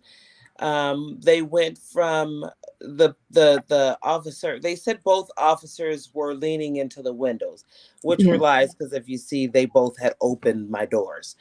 But the news reported both officers were hanging from the windows, and that she had aimed her vehicle at officers, and that officer shot her. Yeah, because the video that I just watched, it says the officer on her side, on the driver's side, reached in her window to supposedly grab her keys, and so she freaked out. That's because I was looking to see if anybody was being drugged, and I didn't see anybody being drugged. Not at all. And then on the video, and then whoever's reporting or narrating the video saying that, and both officers shot at her vehicle. So that means that the story changed several times. It changed so many times that they have to be lying, because a lot of the truth does not change. Yeah, The because at truth first I stays thought it the was same. the officer on the passenger side, and I was like, no, because then I re-listened to it, and they, you know what I mean, it's saying, and I looked, and it looked like he did reach in, but I mean, if somebody's violating my space, I might get a little froggy too, like Now and make it away. the key fob had already been removed from the car. The car was keyless entry, no keys in the car. Oh, okay. So they Okay. weren't reaching for keys. That was Yeah. also a lie. Yeah. The I was young just trying man to get had on clarification. the young man that they pulled out the car actually had the fob in his pocket. They took it out of his pocket and threw it across the parking lot. So even once she took off, she wouldn't have gotten far. The car would have deactivated. Right. But all of that was a lie. They weren't reaching in for keys. He holstered his gun and started punching her immediately. We saw the video here a couple of weeks ago, and he actually reached in and hit her. Yeah, that's what I said. Like I just barely watched it right now, so I just kind of slowed it that down, was their just trying to excuse for get a fighting better the idea, officer's because I didn't want to harmlessly. come up and speak on something that I didn't, inform myself about or anything, or just try to get a grasp on what was being talked about, because John Q did a great one not too long ago, where he showed step by step what happened, and the camera angles that they omitted from the body cam footage. Right, and then they blurred out certain parts of the video too. Right. Well, how is it all grainy and blurred now? Right. But then the times didn't match either. But I think once you have that entire video, that will change things there. Yeah, most definitely. And then I will have all viewpoints from every angle. Correct. Right. And I'm still going back to the gun. I want to know about the prints, and especially since they're saying him, it sounds to me like they're saying that his prints were there. And so going back to that, I would love to see that report, and I would ask them to give you Foia that report for you, as well as the entire footage. Well, I did do that, but I encourage anybody who wants to do so, do it too. But I mean, your state representative, when you asked Robin, send her an email, and I would, let her know that you've tried that and you're asking for her. Because see, I think that it's going to change with those requests. Those requests are going to start being answered. And then I would also check to see who those field officers are, the FBI agents that are on this particular case, that have come to get those records. And I would contact them. And then I would ask the news to reach, because they went based on what they were told. And if they can see an actual video, you see what I mean? And that video shows something different, then they will know that they reported something that was incorrect based on what they see. Right. And I have reached out to them. But like I said, if you see Succeed, and even when they did the April 1st, when we did that, right, they cut me out of everything. Yeah, they I knew think who I it's was. because now at this point, now they don't believe certain things. You know what I mean? Because now some things have come out that are shady, you see? So they're not quite sure, because you know how sometimes things come back and then those things get investigated. I mean, because think about it. That's what the guy that's been on Tiffany's Behind, that's what he does. Yeah. Oh, yeah. And I would send them the email. I think if they see the actual, just like I sent Regina, like she my friend, the actual video from Easter. Okay. I sent my contact that I have in my phone from Channel 7, the actual video as well. Okay. And so sometimes them seeing that will give them, oh, wow. Well, I'll do it again. I don't have a problem doing that. John Q. I just have a question for you. We touched on the West Boys case too, as well, right? We've talked a lot about that case as well, right? Which case was that now? The West Boys. Yes. And do you remember the video that they had when he was standing by the tree?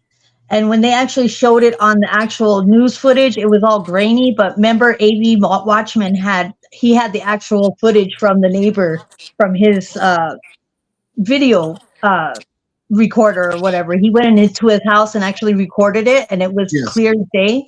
Yeah. So it's like they purposely made it grainy when they showed it on the news. Yeah. They did. That's their attempt to hide something, but it takes for people like this to understand that, to know that they're seeing something wrong. There's a problem here if this footage is so grainy. There's a problem here if you start off with this angle, 5 angles, and we're only seeing 2 of them. Right. There's a problem.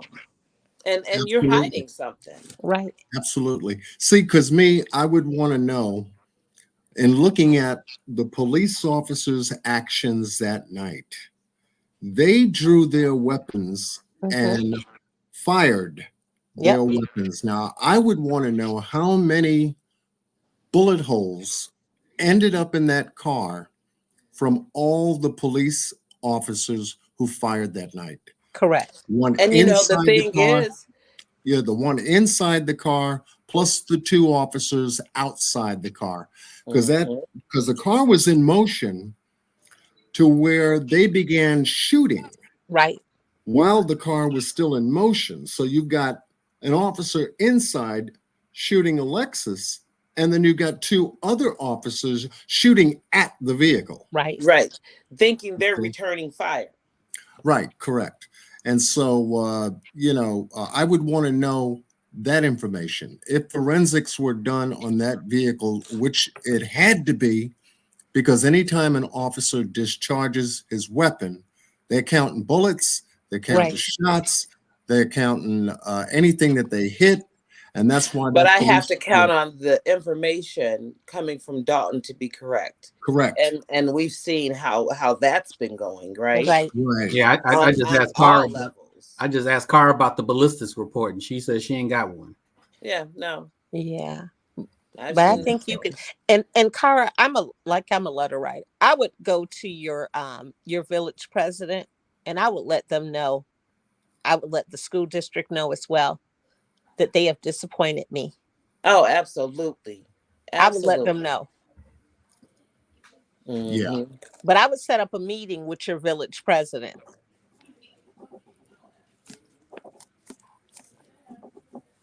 So we have Miss Angel on panel who's joined us too. Miss Angel, how are you?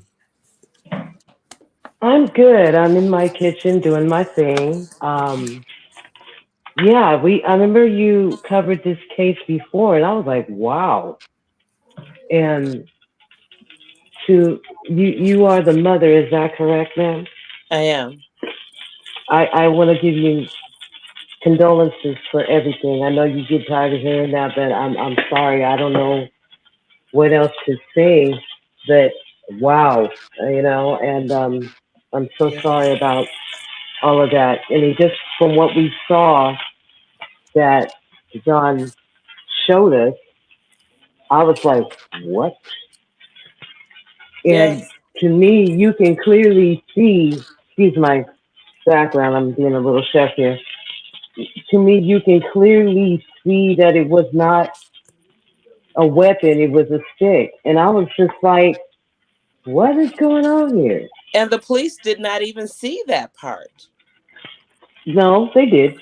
They pulled up on two kids sitting in a car on their phones. They're telling you they didn't, but they saw it. If No, we I'm saw saying it, they they weren't saw on the it. scene yet. They weren't on the scene, so those officers didn't see that. That was the reason they called the police, was because she was hitting the window. So the police themselves didn't pull up on her hitting the window. They pulled up on two teenagers sitting in a car looking at their phones. That's what they pulled up on. Okay, I see what you're saying. Well, go ahead. Yeah, Mia Culpa had made a comment in the chat. The young gentleman in prison should have a copy of his entire case. His parents should be able to request it or get it from the court. It'll contain valuable information or additional information you may not even have right now. And that would be a good thing to ask for as well. You know, that could be the case, but at the same time, you're talking about a kid that took a plea because they were threatening him with 17 if he goes to court and 11 if he didn't take the 7-year plea. So those documents may not be true either. Right.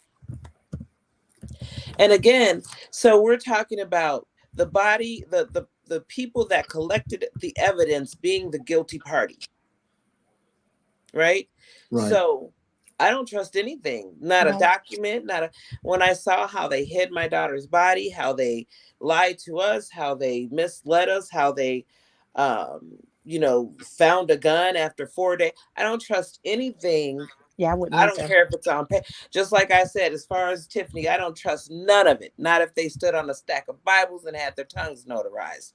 I don't trust any of it. Yeah. I would only look at it as potential supporting evidence of the corruption of the police department. If they filed up those reports too. But when they reenact a crime, they would use that footage, and they should be able to do that based on that. But I have to find an investigating body interested enough to do so. Yeah. That's not part of it their would own. almost have to be independent of Illinois State Police. It would have to be someone like FBI, someone like Department of Justice, because Illinois State Police and Dolton kind of rode together on that train. Yeah, and that's why I said finding out who is that team that is investigating them now. Every letter, because it's not just the FBI. It's just like when you look up Keith, you have the post, the postal you have all these other letters that are involved, and I would look at all those letters and I would send letters to all of those individuals. Yeah. Yeah. You're right. Yep. And that's So, why if so you can that get I would do. But like I said, anything within Illinois, with the state police or the village police, I don't trust any of that. Yeah. I don't trust nothing they've done since the beginning. I don't trust anything they've said. Someone yeah. has a lot of background. Yeah, somebody's Yeah, either let me move. what you frying Yeah, over there? that's me. I'm making loaded potatoes, and I'm using like the country style rib to as the meat to go on the potatoes. I'm sorry, I'm all up in it and forgetting. I'm gonna put it on mute. Okay. Okay, yeah, And because you're making me hungry. I know that's what I'm saying too. Because I have PTSD just due to just life itself, and for some reason I can automatically, and it's not something that I'm proud of, but like I can count, like when I hear shots, because I've grown up in certain neighborhoods and stuff, and like I automatically will count shots. And so I was listening to like how many, and if there was multiple, they could have been firing simultaneously, but if there was multiple, I was counting 10 to 11 shots just from what I heard. And if there happened to have been, if they fired at the same time, there could have been an extra 2 or 3 shots. That's a lot of that's a That is lot. a lot. And 7 into her. Correct. And no Right. telling how many into your car. And I Exactly. don't think that they were firing back. I don't think that they thought she had a gun. I don't think that was the purpose. I think that they were trying to get the tires. Yeah, Well, the holes that I saw were on That's in the not what I side saw. It looked like he and grabbed her arm, like he grabbed her left arm, like he was trying to pull her. Oh no, I know what he did. I'm saying Yeah. when they were firing from the Yeah. back. They were firing like the I Wild don't Wild think that West. they thought she was firing back. No, she wasn't. I don't I think, they and thought she also we have It to was the remember police. there It wasn't was the there a police officer's weapon. in the car. Correct. Yes. And then if she Mhm. supposedly had a We don't gun know from what what happened. when they called on the 911 call, wouldn't they approach the situation differently? Correct. They You knew would it think. You would wasn't no think. gun. Exactly. Goes back to causation. The shots fired was the police officer who was in the car. Correct. His gun was going off, and the 2 officers outside, still at the Bubba's restaurant, thought that they were being fired back upon. Hence the reason they drew their weapons. Mm-hmm. You see how well trained See, they I are? think they were really just trying to stop the car. Yeah. Yeah, I whether don't they were really shooting think at the tires or not, this is at night. She's going down a dark street. Mhm. The lighting is very dim. Who's to And say then also what they because hit? how did they not know that the officer was not still being drugged? They could have been shooting at an officer if he supposedly was being drugged. That's what I Right? said. Yeah, So that's they why knew that that didn't make wasn't sense. they knew that wasn't the case because Mhm. the female Yeah. officer that was standing next to she had direct line of sight to where the other officer was climbing in the car. Right. And they both kind of rushed up to the vehicle right away, like almost immediately. Right. That's what I'm saying. And if she reportedly had a gun from the caller, from the 911 call, I would assume that they would approach it differently, because from what I've seen, like time and time again, they're way far back, and they're like, get your hands out, whatever, trying to, yelling from afar. From a distance, right. Yeah. Yeah, no, they knew better. Well, I'm going to get down, but I just wanted to, out of respect, I wanted to listen to like this panel, and then if John Q can point me to direction, would you mind if I spoke about it on my channel just to kind of raise awareness? No, For please do. for your daughter? Absolutely. And is it Absolutely. okay, John Q, if I use some of your absolutely. Footage? Absolutely. Okay. And if you give me your email, I can send you a bunch more stuff. Okay. I'll put it in the back chat before I jump down. Sounds good. Beautiful. Okay. Awesome. Yeah, I'll definitely raise awareness, and I'll have my people raise awareness too. But I just want to make sure I have all the information correct, the way that you're approaching this situation, Absolutely. Absolutely. So Yeah, yeah, because I'll definitely share some information with you as well. Okay, that's definitely. I'll good. put it in the back chat and then I'm going to jump down. Okay, John Q. Nice to Okay. see you again. Yes, thank you. Nice to see you too, and thank you for jumping up on panel, uh, taking the baton from me tonight, and moving on with it. Only helps this story stay exposed. Absolutely. We're And doing I got you. everything I right got now. your back. I got you. I Yeah, got a whole bunch of people that will definitely do justice for your daughter by raising awareness to this story. absolutely. I appreciate it. Awesome. Yeah, I think that's where it starts is with that awareness being raised. Oh, Because, absolutely. it's just like I was downtown and someone gave me this book. And this book was called She Said Yes. And they were the friends of the one of the people that was in the Columbine situation. Okay. And that's so her friends, so this book was written and her friends were there handing out these free books. Okay. Mm. Wow. And it's all about that awareness. Mm-hmm. Yeah, to keep it alive right now, as I said, because the iron is hot. Yeah, because if we're able to get through those doors and Right. you're able to get another shot from a Right. federal point of view Mm-hmm. about a crime that took place, because what I saw was a crime Right. that took place when Alexis was shot. Execute. But Point blank. Absolutely. Point blank. And now I'm going to take that video. I'm going to take the additional 26 minutes that were missing, and I'm going to see what they did. I'm going to find out how many shots and have them take a look at all that evidence, and they'll come to the same conclusion that we're coming to tonight. It And needs to John be Q is a reviewed. professional for sure. Yeah. Good. Good. Well, I thank you. definitely need Thank it. you. I try. But Yeah. I want to raise the larger picture. I mean, how many of these are we going to have to go through? Yeah. Like, Exactly. when is I always like, when is the next black child about to be killed by the police? Right. And when is this going to stop?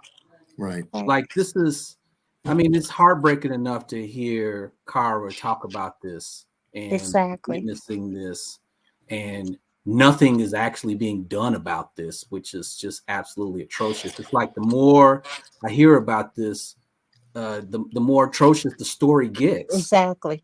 And I'm just like thinking to myself, so when is the next one going to happen? When are we going to put some kind of mechanisms in place to keep this from happening? Because it seems like it's just mostly black children that are going through this.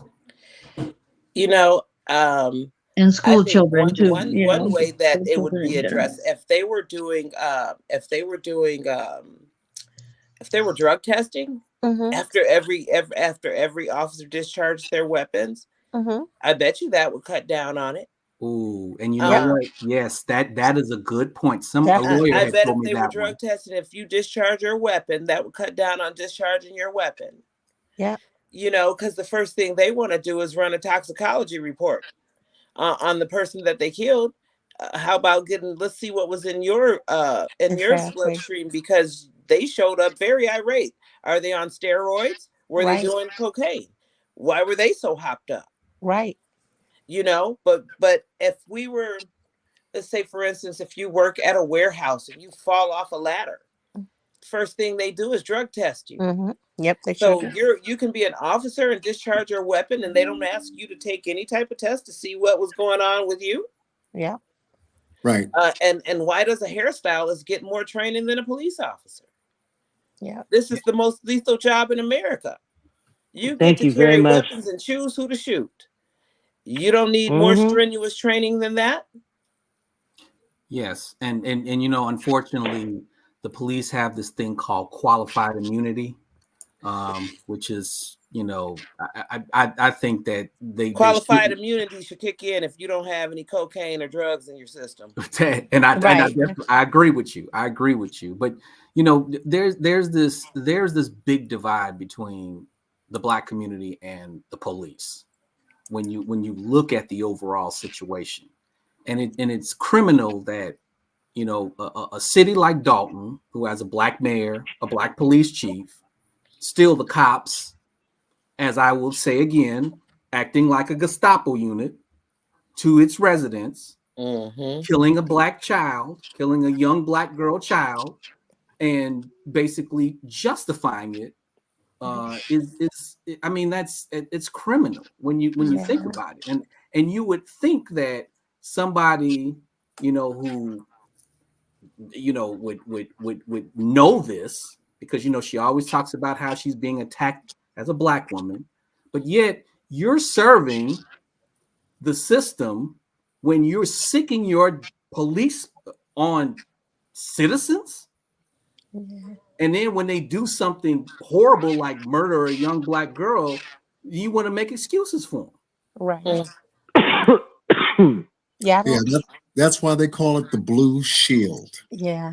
You Yeah, know, because they will protect.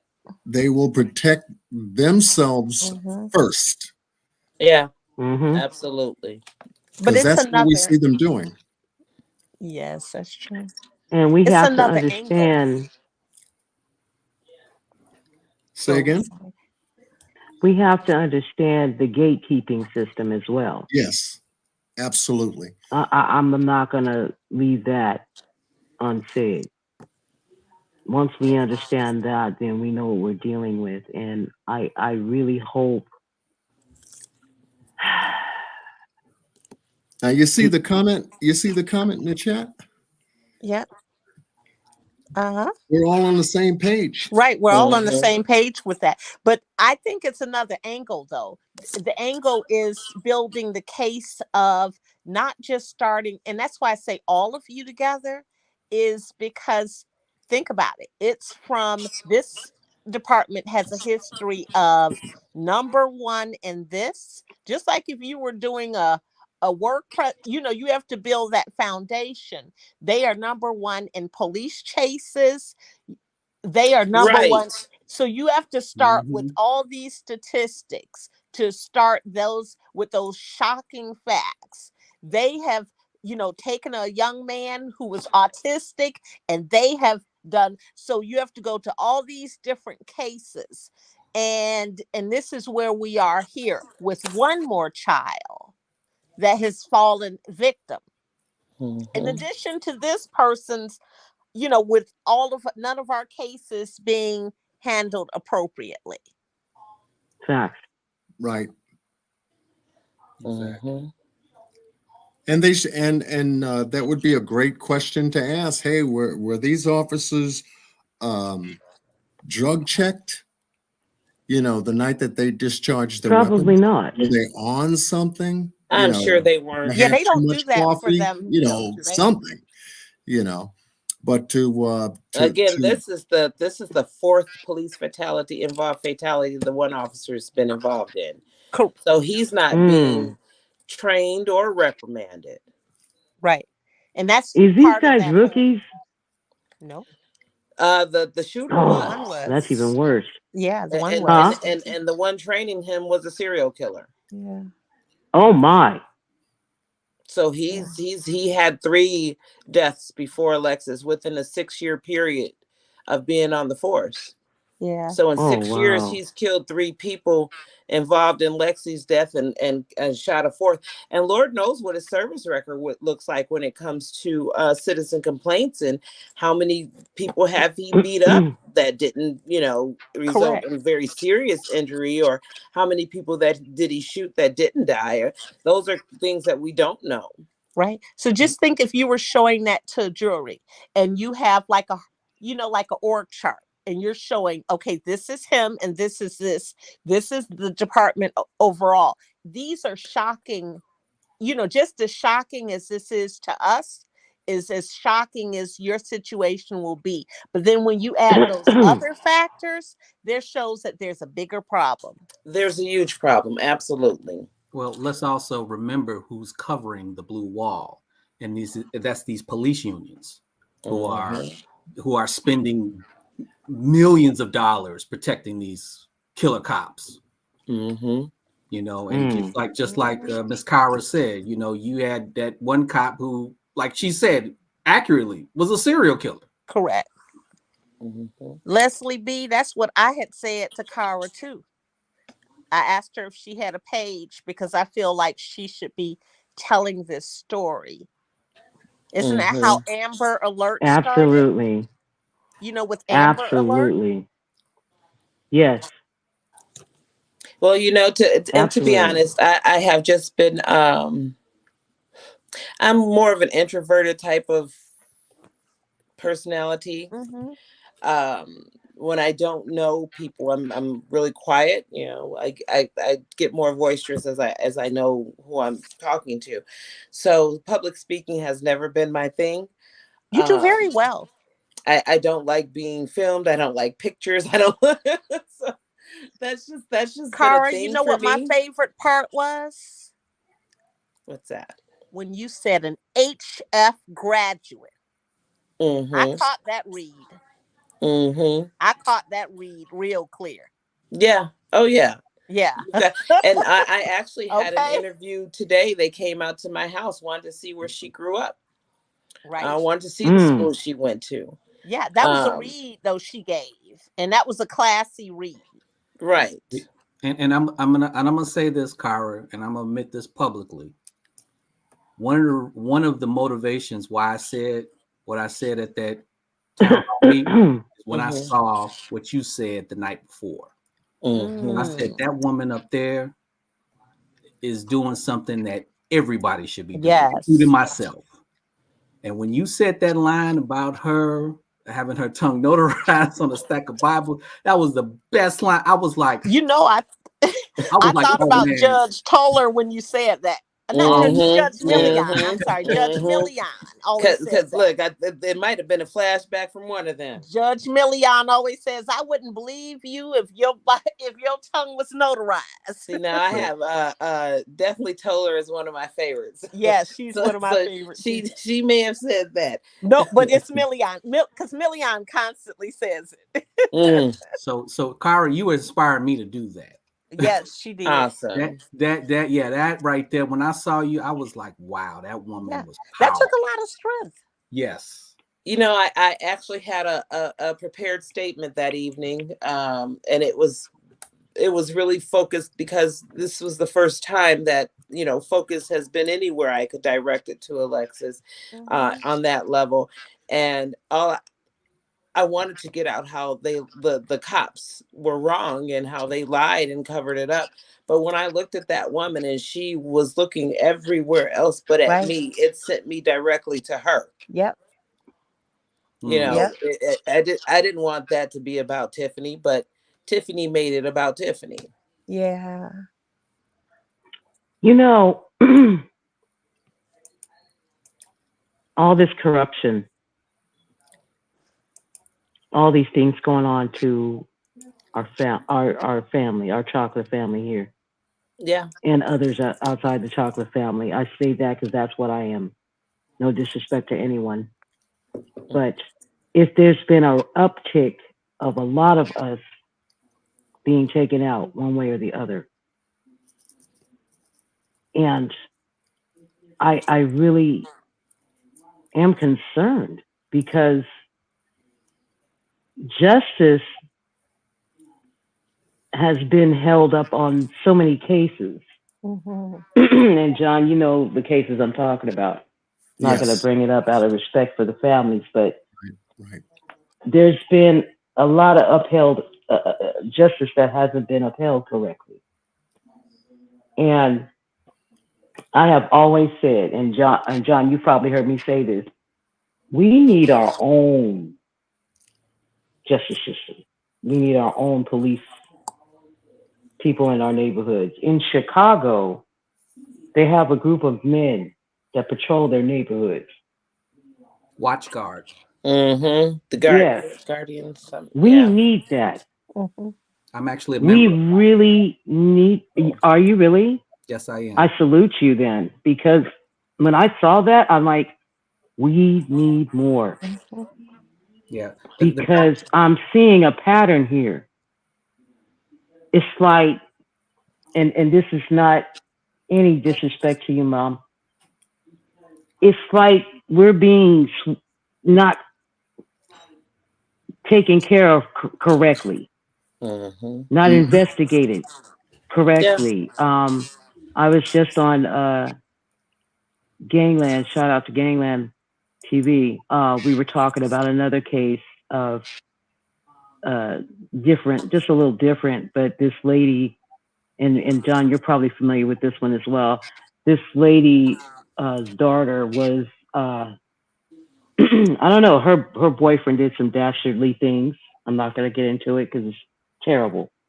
And pretty much the family was taken out. And this guy was so lackadaisical. But the problem was, when the 911 call came into dispatch, the dispatcher didn't dispatch all the pertinent information to get to the right place to the police officers. The police officers got out there, didn't do their proper investigation, didn't talk to any neighbors too much, and they left. All these neighbors are telling them, hey, this is what's going on. So when the police were leaving, the dispatch person didn't tell them these neighbors are next door to this person. May I suggest going to the neighbor's door and talking to them so you can find them? None of this happened. And in that span, and also the dispatcher didn't make it a priority. So it's like, come when I wanna, you know what I mean? Right. And so this chain reaction of things where life could have been saved. Yeah. Yes, indeed. This is big. This is not the first time. This is not the 10th time. This is happening. Absolutely. This is happening more and more. The unprofessionalism of dispatch and the communication, and then police not taking things seriously. Yeah. Absolutely. It's uncanny. I wanted to share with the audience. Miss Wilson dropped off. I reposted the link in the chat just in case she was having difficulty staying on. But I wanted to share with you on April 1st at the Dolton board meeting. This was open commentary from the residents of Dolton. Miss Wilson stepped up to the podium and had some words for Mayor Tiffany Henyard that night regarding her daughter, Alexis Wilson. So my sister actually used my middle name because she was afraid that you wouldn't let me speak. I'm Cara Wilson. I'm the mother of Alexis Wilson, killed by Dolton, Illinois police. At the time that my daughter was killed, Tiffany stood in front of a microphone much like this and said that she stood with the cops, and they did do the right thing by killing my 19-year-old child. Not only did she not take those words back, she didn't offer her condolences. She's never said anything. The first thing she did was hire this group of security guards to surround her and PR. So the real reason Tiffany has security is hiding from accountability about what she said about Alexis Wilson when she was killed. Now, if you watch the coverage of this murder, these officers violated her rights, reached in her car, jumped in her car, and put 7 bullets in my child. 2 in her head and 5 down her side. And the next day, you guys tried to spin it like she did something. Watch the video. She did nothing to deserve this. And again, last time they brought up Alexis, she's doing what she does now. Look this way, look that way, every way, but at the person talking. You don't give a damn, and you never did, and you never acted like it. She called out a whole press conference to call my daughter a criminal, and Homewood Flossmoor graduate with no criminal record. But Tiffany, you have one, because we used your mugshot to protest in front of your house, and that's why you hid. That's why you have security. So let's tell the truth, which I know you're incapable of. I wouldn't trust this woman, if she stood on a stack of Bibles and had her tongue notarized. Not a damn thing she says comes out her mouth is true. Thank you. Say her name. Alexis. All right. Okay. All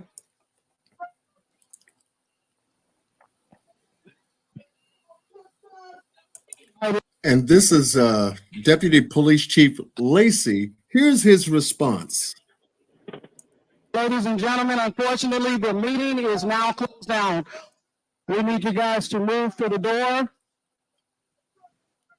Okay. And the lawyer who's sitting right next to Tiffany Henyard advises the deputy police chief, you can't do that. Just remove them from the meeting. Yeah, okay, just, hey, Lieutenant, just the one that's making the ruckus, escort him out. It's like he didn't want to hear anything Carl Wilson said just moments ago. And this is the attitude of the Dolton Police Department. And this is why I said, with the FBI being there right now, and they're opening up doors right now, and they're opening up in Dolton and Thornton Township right now, this would be a great time to heat this particular story up as well. Yeah. Because if they're investigating 3 police officers in Dolton, and they're looking for records, and they're looking for they're looking at payroll, they're looking at disciplinary action records, all this stuff, they should be able to find Alexis Wilson's case in there and just review it as part of the corruption, the overall corruption. Correct. Okay, of this story. Yeah. And I believe I'm feeling it. I'm feeling it. I truly believe that they will then, make some phone calls and find out if any Foias that were filled out in regards to Alexis Wilson's shooting death, okay, that were held and not processed, they got an item there. They got an item right there, and this is one, and I believe this is one of the things as to the reason why Delgado is now withdrawing and stepping back, because he knows where all the skeletons are when it comes to FOIA requests. That's just my feeling. That's just my opinion of that. And you know what, John? Could also be that he maybe might start helping the FBI. Yeah, and that could be possible too. Yeah, he doesn't want himself, he's a municipal attorney, so he doesn't want himself in all of that mess. I'm also wondering too, the new administration that comes into Dolton, and I know this is kind of symbolic, but Kara just said that one of her missions was to clear her daughter's name. If whoever comes in as mayor, to just officially retract the statements that was said by the previous administration. Correct. I think that, like I said, it's symbolic, but I think that would at least give Kara one of her requests. Yeah. And it will be justice somewhat, Yeah. Yeah, to get it further down the road than where it is. But I don't know if Ms. Wilson's coming back up on the panel, but I truly appreciate her being as part of the overall story, because this was one that stuck right out in my mind, and I said, I've got to find a way to connect with her so that she can join me and my audience in reference to the death of her daughter in Dolton. Right. And Gardis, now your police department, you all don't have those types of statistics overall, correct?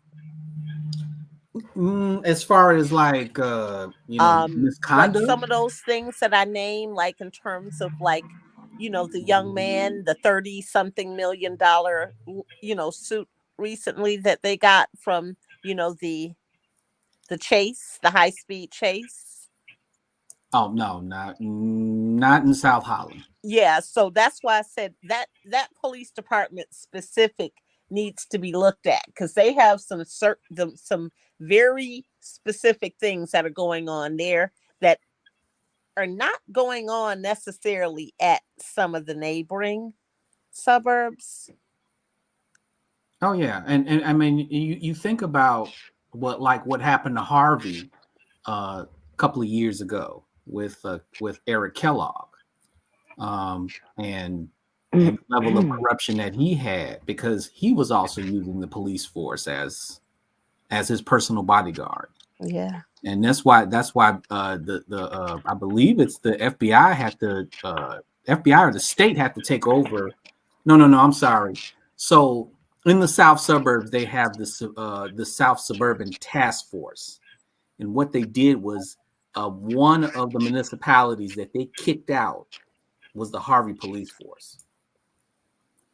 That they had to kick them out because it was so much corruption in Harvey. Oh wow. In the Harvey Police Department that they didn't want to search. And I'm assuming that they should probably do that with the Dolton Police Department as well. Right. Right. Yep. Welcome back, Ms. You know, Wilson. go ahead. You know, the reality check TV had a point. You know, when I was growing up, we had guardian angels, and of course, when I was younger as a baby, the Black Panthers, but we also had guardian angels in our town and all through the West Coast as well as the East Coast. And I mean, I tell you, our streets were a whole lot safer with that kind of force out there. I don't know what made them stop, but people were very upset, you know, when it all stopped. I don't know what happened, but they were very serious about helping the communities. And that's what we need. We really do. Yeah, and I'll say this because, you know, I was just mentioning about WatchGuard, because the guy who founded WatchGuard, Mr. Marquin McDonald, he's a personal friend of mine. And remember, really? Yes. And so when you remember when the news was reporting all those, I admire him. all those I do too. Yeah. So remember when all the news was reporting all those carjackings in Bronzeville? Oh yeah. So he called me and several of the men to do gas station patrols, because what he discovered was many carjackings was happening near gas stations or in gas stations. You over there? I drove all the way up from South Holland all the way to Bronzeville, and we was doing it every Saturday. Oh wow! Every Saturday for about 2 years. I make sure I had gas before I go. My dad lives in Bronzeville. but you know what? We did it from the times that most of the carjackings happened, and actually, what was surprising, it was between like 10 o'clock to like 2 o'clock in the afternoon on Saturdays. And from what we understand, that carjackings had reduced significantly when we were up there. So let me ask you, because the demographics are changing over there. I can't help but to notice. What prompted him to ask you that? Because I've noticed that, you know, Bronzeville is it's like an area where it's no longer, it's multi, it's becoming, which is nice. It's becoming multiculturalville. What did you say? What did you want to ask me? It's more. So what prompted him to ask you all just for that period of time? Oh, because, you know, he felt that that basically if men come up and just stand at gas stations and just, you know, look out and watch out. And now, mind you, none of us, well, some of us was armed, but, you know, we weren't like patrolling out there with guns or anything like that. We just was a presence. And, you know, we never like patrolled in like, you know, by ourselves. We, you know, we did 2 by 3. And we also had, we also did some training, some de-escalation trainings. Okay. Now, mind you, here's the thing. We like I said, we weren't out there armed. If there was a shooting that happened, we weren't going to take care of it. We did have contacts with the police. But the simple fact of the matter is just having men out there patrolling the gas station pumps made a significant impact. Now, I was trying to get a watch guard organization out in the south suburbs, in particular Harvey. There was some guys that I was trying to do it with that was in Harvey, and that I guess that kind of fell through. But we're still trying to. That'd be great. Trying to get it out here, but it was a thing that was. That's awesome. Yeah, it was heavy. It was heavily responded. We got like about 15 brothers that did this on a consistent basis for 2 years. Wow. And it helped out the community. And even there's some parts of Watch Guard who would actually patrol the neighborhoods at night.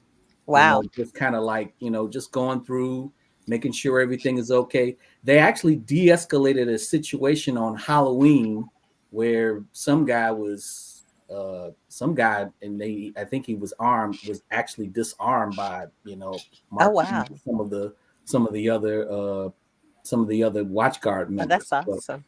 But yeah, it's like sometimes you have to just take control of the neighborhood. Yes. Yeah, just basically, and then it's part of community. So I'm with Reality Check TV. Gardis, I think Gardis has the highest belt. Whatever the belt is, he is definitely martial arts, taekwondo, tai chi, karate, and kickboxing. No. And I don't mean. And he's an undercover ninja. He does not have. You got a little kick behind you, huh? That is not me. That is Mr. Mark Quinn. Mark Quinn he's the martial arts expert. We nickname him Batman. Okay. I'm with Reality Check TV Chicago. Us Chicago people, we could spot you. Yeah, but see that was the whole thing. You are Chicago too. That's the whole thing about it. Like we don't have to be fighting specialists. If there's a group of men out there that just care, then the neighborhoods would be safer. That's all. That's all he was trying to prove. That's all he was trying to prove. And you know what, John? Gardis, he fights with those words because when he spoke at that meeting. Those words he said, I was shook. Well, and at the rally, he did a great job there too. He did. That's when I saw him. I heard him from a distance, and then I saw him with Ryan was showing him speaking. Yeah, it's so funny. We were talking about that last night, Gardis. I brought it up, and I said when he stepped to the podium in Thornton Township. Oh yeah. And the words "pride before destruction." Oh yeah. I said, this man has got me. I'm telling you, I was shook. You should have seen the look on Tiffany Henyard's face. She was just poker face stoned right out.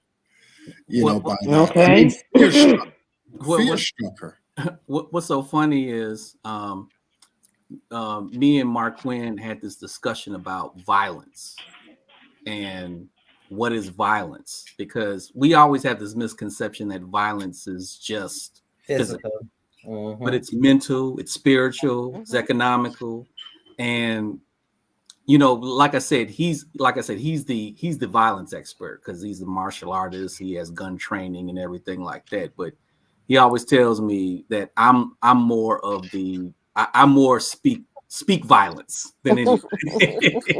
more of the mental martial artist. Yeah, I am. I'm more the mental martial artist, but he's gonna de-escalate it. But like sort of like an Aikido master. But like you use their own power and strength against them. Right. But like I said, Kara saying that stuff a week before I said that was violence. That was real violence because Kara, I wish I could have. Yeah, Cara made her do something that I couldn't make her do. Turn her head away. Wait, you know, and that's that right there is right. But see that shows you that she knew she was wrong. Right. Of course. Yeah. Because if I know I'm right here. Right here.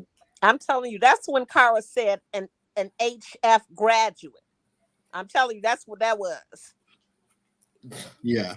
And to see how she can't spell that. Like, how dare you come? You know what I mean? Because see that when someone says an HF graduate, that says a lot in itself for people that don't know. Yeah, exactly. It does, and the only reason that speaks volumes is because that's one of the best schools in the state, and you're trying to act like this child was a gangster. She went to one of the best schools in the state. She grew up in one of the best neighborhoods in the south suburbs, and not to say that in a bragging way, because we came from there too. My dad owned a house in Dolton when I was 9.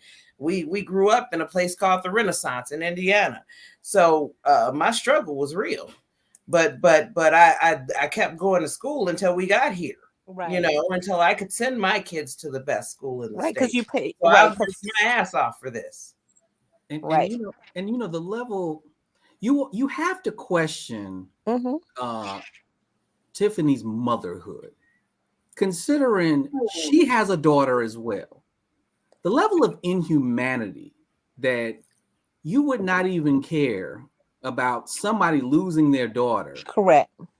When you have one yourself. Like, even like during the time when I heard about Alexis, I felt pain because I have a daughter, and I could not imagine. Cara, you strong, because I'm telling you, I wouldn't be. Artist, what you didn't see was the last 2 years I spent in my bedroom. Yeah. What you didn't see was the days that I couldn't get out of bed.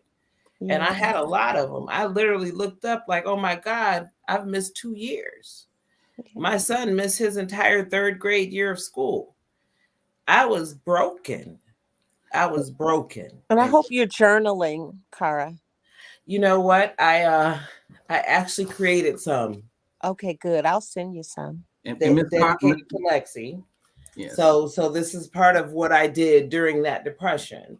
Was create a line of Forever Lexi. Oh, you created some that you sell. Yeah. Well, yes. Oh. But this is, and I give to other mothers that have been through this. So yeah, no, I've got a lot going on for what I try to do to keep Lexi's legacy going. I also do on Christmas this past year, I did 15 mothers. Last year I did 10, but this past year I do gift boxes, and I just to other mothers that are impacted by police brutality and lost their children in this manner. I just try to put together a self-care box, like a spa day almost in a box. And something this last year, I sent pictures of their children to them in nice frames, along with like a coffee mug, bath bombs and eye masks, and just whatever I could, lotions and candles, and just things to give them a to day. Make them feel good. Yeah. That's probably why I love you so much. Because since it happened, I've been trying to help other parents going through it, even those that have been going through it longer than me, because some of them are not stronger than me. It's a lot. Some of these women are truly broken and broken for life. Oh yeah. And talking to them made me feel like this isn't what I want for my life. I can't do this. I can't live in this pain to the point that it's killing me. Because it does. It feels like you're dying. It feels like you're dying. Like, and a part of you does. This pain, this emptiness in your soul that will never be fixed. Will never be fixed. And I talk to these mothers, and we come to the real, like, you gotta die to see your kid again. Right. You gotta die. Yeah. If you believe in heaven, if you believe in the after, you have to die to see your child again. And see, Miss Cara, that's why I say you're strong, because I wouldn't be here. Yeah. Honestly, That's for what I me, used to say. I wouldn't be here because When you're I would faced with no choice, you have no choice. yeah, because I would either be in jail or somebody would have taken me out. You you know got a what? son You that's already looking at know you. that we've already tossed ideas around, and everybody's no, can't nobody do none of that. You know, I love my family, and I don't want anyone to end up in a position where we don't see them too. Right. So, Well, I but think some things are trust going to me, happen. they definitely have that anger in them. You know, this is the baby girl. Yeah. And none of my siblings have kids as young as mine. Yeah. You know, so she was the baby girl. We only have a few girls in the family. Right. And in 2021, we lost 3 women, one from each generation, in a family that have never lost. We have never lost anyone to gun violence. Not a cousin, not an uncle, no one in our family. It's not a family of gangbangers. Yeah. It's not a family of thugs. We've never lost a cousin, never lost an uncle, never lost. So to lose one in this manner, well, to lose 3 in 1 year was tough. But you know, the other 2 were natural causes. But to lose Lexi in this way, it really destroyed our peace. Yeah. It destroyed a peace that we got to live for a long time. And to be taken out in such a violent manner. And like I said, we don't have any, knock on wood or, whatever. We've been blessed in the fact that we've never been through those types of losses in our family. So for us to lose one and a hell of bullets, and it's the youngest girl, that was devastating. Hey, Burgundy. We got Miss Burgundy Blue Burgundy commentary tiptoed in over the here. building. I dropped the link in the chat room for you, Miss Burgundy Blue, if you'd love to come up. So Kara, let me ask you this, because you were gone when I asked about this, because I feel like this is a request that we should probably give to the next administration, and if they could retract what they said from the previous administration, just to put it on record. I know it's symbolic, right? At least, like I said, it would fulfill some of the requests about your daughter's legacy and her character. Absolutely. So Absolutely. I would definitely request whoever is the mayor, Jason House, whoever, that they retract what the previous administration has said about your daughter. I would want them to hold sure a none of them press were in conference. agreement with that. Yeah, I would want them to hold a press conference as well. Well, I do know the trustees reached out and said they wanted to write a resolution for her. Yes. So they said they would do that at one of the board meetings or a trustee tea with the trustees. So I'm waiting to hear back on when that will be, but they did say that they would do that, and seeing how, if that's the case, if Jason House is elected the next mayor, I don't see that being a problem. Yep. I have a quick question for John. Yes. On your thumbnail for this live, who is that the picture of? Oh, thank you for reminding me. Well, before I show you that picture, I wanted to show you this picture. Let me just take this down.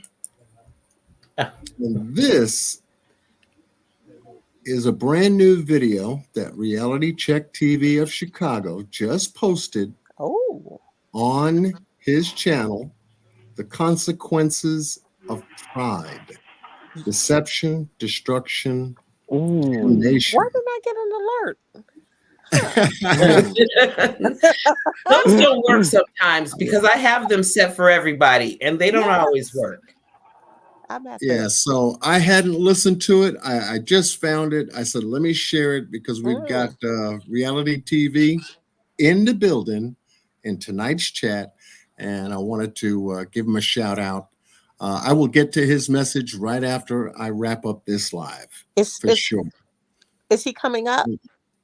I have no idea. I know I dropped the link for Burgundy Blue.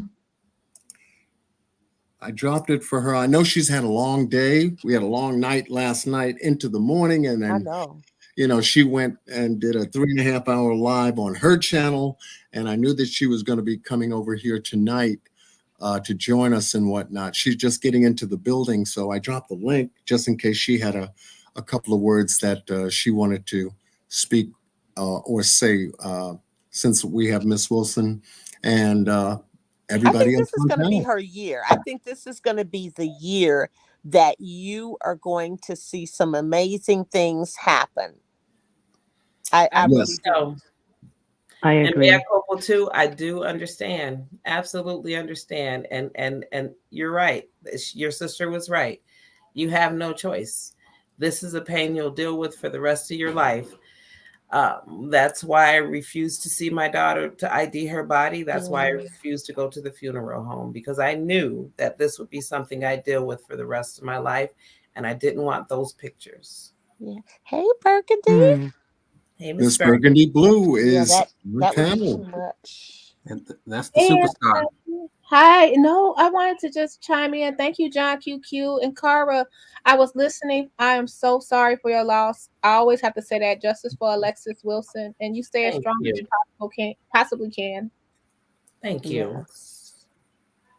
Absolutely. So to know that things are as hot as they are right now, I feel the same way, as Miss Angel said. She's got a good feeling. Succeeding said the same thing. She's got a good feeling.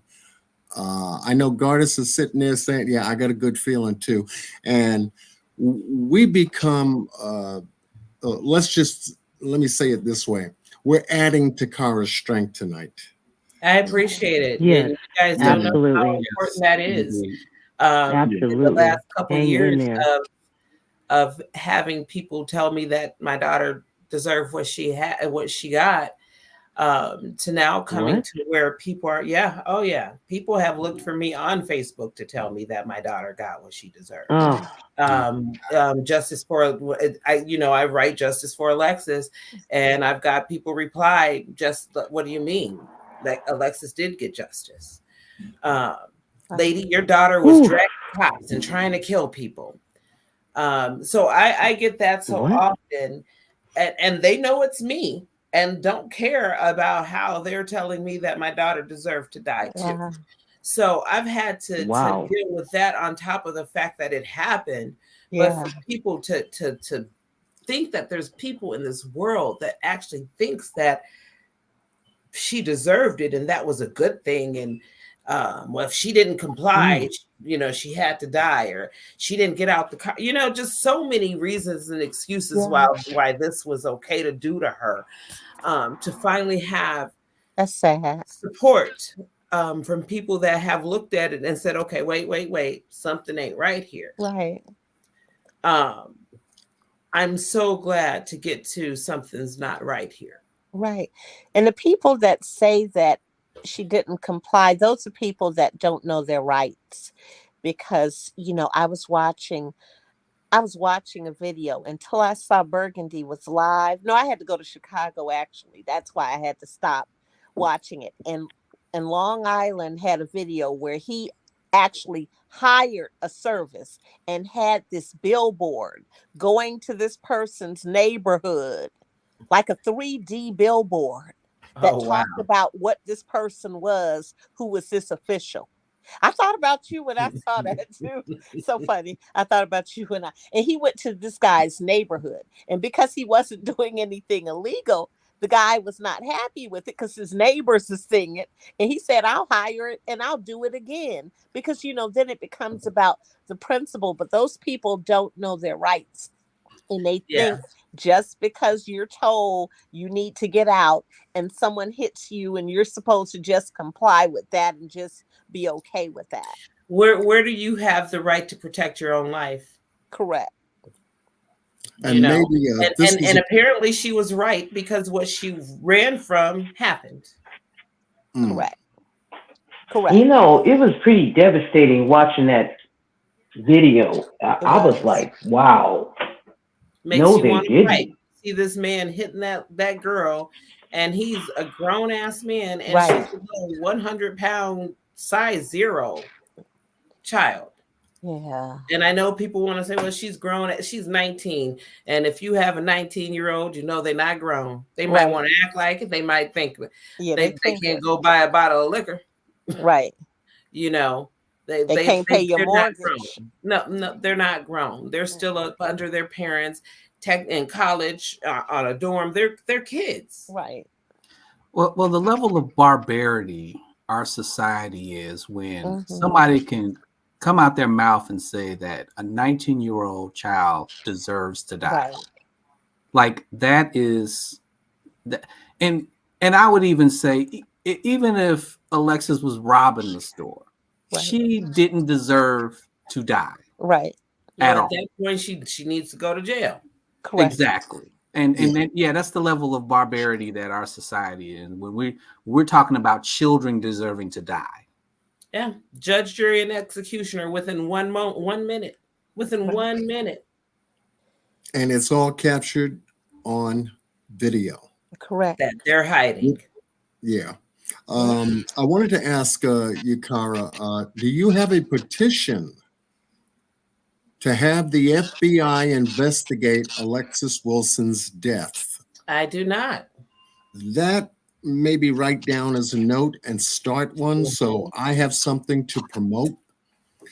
And any content creator who's in my chat right now, who's got a channel, can begin, as we unfold the rest of the Dolton, Thornton Township story together as content creators, we can include that petition every time we go live or post a video of any updates going forward regarding this story. That can always be attached to it and have something working for you silently and gathering that portion of it, because if we're all standing behind you as we are, and we all want to get justice for you and your family as you deserve, they'll see that you've been working behind the scenes, not only with a petition, not only with content creators also carrying your story.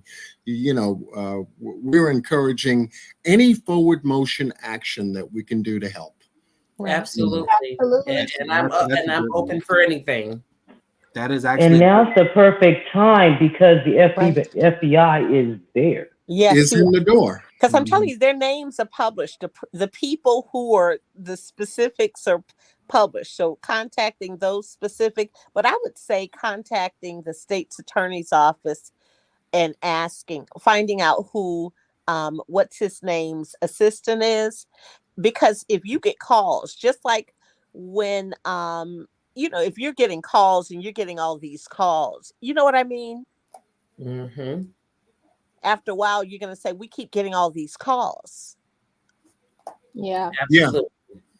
Yeah. And if they're getting calls, and as I said before, if you're able to make that connection with Lori Lightfoot and she's able to give you a referral, well, here's what I know from what I've gathered so far. If she's able to share any of that with you or not, I'm not sure. But here's who you can speak with. And here's another way that you can open up the door to get your FOIA requests responded to get that information. Because right now, with Alexis Wilson's case being where it is, you don't have all the information. I'd want to know how many times the cops shot that night. I'd want to know what injuries that police officer suffered from, what evidence supports that story. I mean, there's a lot. I can go through a litany of things I would want to know, and then put that together as a case file, so that this way, when you do sit down with the right person or persons that want to take a peek at what you have, you've got it right there. See, I think when she contacts Robin and she asks Robin to request it, ask Robin, ask Andre Ashmore. You know Andre Ashmore? Don't know who that is. He used to be the village president of Matheson. Okay. The other guy, you know that picnic you all have in that area where Calvin, you know who I'm talking about? What's his name? Calvin? I don't. Oh, I have to send Burgundy some information for you. Yeah, Please send it do. over. I don't know. I don't know any of them. You know, you're more plugged. Well, I want you to talk to someone. I'm gonna send Burgundy. I'm gonna ask my friend if she could talk to you, if she could, because she used to be number 2 in charge of all the prisons in Chicago, and she may be able to walk you through, some other things as well. Okay. I'm open to any of it. So she may, you know what I mean? She Yeah, may be because able a fresh look for you right now to begin synthesizing, if you will, putting together all of your strong pieces to build your case right now and get that information over to the FBI. Because like I said, it's an integral part of this case because it goes to the police department. Right. It caused this to happen since they were investigating 3 police officers. Right. Yes. But see, I think it goes back to them doing it because collectively they're going to be stronger as a unit. Mm-hmm. And they have to move as a unit and say, we demand that the police be, just like that group came together to get that money, the 30, you have to move in a unit. Now, those 2 children were killed together. Or, yeah, they were together, but they were together. But you know how sometimes if they would have been they could have still done it individually. You know what I'm saying? But it's more powerful when you do it as a unit that we're demanding that are, because that's what everyone's complaint was, that nothing was being done with their cases. Mm-hmm. Yeah. Well, how can they do anything if they're up Tiffany's butt? Correct. They're guarding her home and her block, and so this is a sort of a workaround, if you will. You've got Lori Lightfoot in the house. You've got the FBI in the house. Yeah. So this is where you storm the Bastille, if you will. Yeah, that FBI is going to be powerful because they paid Lori so much money for so many hours. And you said the FBI's the agents' names are published. They're usually listed. All of the agencies that are involved, they're usually listed. Like all of those that are part. Like you may have to Foia that, but I think Foia should start being answered now. You would think, but Keith coming back. Keith, that's his name, right? He coming back to work. Is he coming back? Yes, and when he is he really? He thinks when he went to court, he said he was. He said it, but is he really? And I'm surprised the judge. Well, I'm not surprised anything. He gonna be wearing a wire. It's how they let him go from a bankruptcy fraud case, and he's saying I'm gonna continue fraud. Come on, I'm gonna continue working. I'm gonna continue doing what I was doing that got me here. Who can do that? Well, it's not over for him anyway because he has a date. What, in May? So it's not over for him. One can't forget that they made $100K extra and just think, oh, wait a minute. What did his attorney say? He's a good upstanding. Oh, upstanding my God. what? That forgot $100K? that allegedly 90K from Robbins came up missing. Right, I was about to say he forgot about that other 100,000 too in Robbins. Okay, so this is a question I have. This is the first time you all have heard this. Why is no one talking about the judge who is Keith's best friend's wife, who is in Maywood? Why is no one talking about her? Everybody should be talking about her right now. She's the judge on the case. Everyone should be talking about no, the Maywood, the friend. She's not on his case. I'm talking about the one. Remember when he told the story about the person who kept calling him? This is the person who used to work for Tiffany that had to step down because she became judge. But no one is talking about her. Okay, I know who you're talking about. I forget her name. Shanti Rains. and her husband and Keith are best friends. And she's the one that recommended him. And no one is talking about this judge and what is her opinion. And I want a statement from her. I'll be calling her office every day. I'm not even a reporter. I want a statement from her. I want to know what made her recommend him. Did she know about the Robins, the 90K, and what is her relationship with him? Well, I mean, that should be a conflict of interest, right? Absolutely. No, absolutely. No one is No doubt. talking Here we go about again. this. Like, this is just outrageous. It all is. And that's the problem. There's a lot of corruption in a few states. And he, North Carolina. he would have been smart if he would have never told that story, because he told that story and he helped us to connect the DOTTS. He helped us because he told the story about how his friend's wife used to work there. And I'm thinking, dun, dun, dun, dun, dun, dun, dun. If she used to be an attorney, dun, dun, dun, dun, dun. You know what I'm saying? And then I'm like, okay. And then that's when I figured, okay, yes, she had to leave because she was running for judge. And her husband was helping her get in there. And he's a big shot. So no one is their name. People should be talking about this. Isn't it Sean T. Raines? Yeah. Yes. Was that it? Sean T. Raines? Okay. Yes. And you see what Reality Check TV of Chicago said?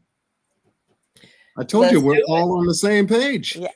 Let's do it. All on the same page. So now with all this ammunition now, this new information now surrounding you, you're able to pull out your guns, so to speak, and now step up in a way to say, I've got the support. Exactly. That I need to push this thing on through. Let's do the petition. Let's get new Foias out there. Let me see if I can talk to Lori Lightfoot to get a recommendation, because I'm sure she can give you those recommendations.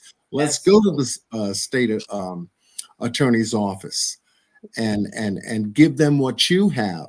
Foia requests the boyfriend's case as evidence of police corruption in support of your daughter's police incident.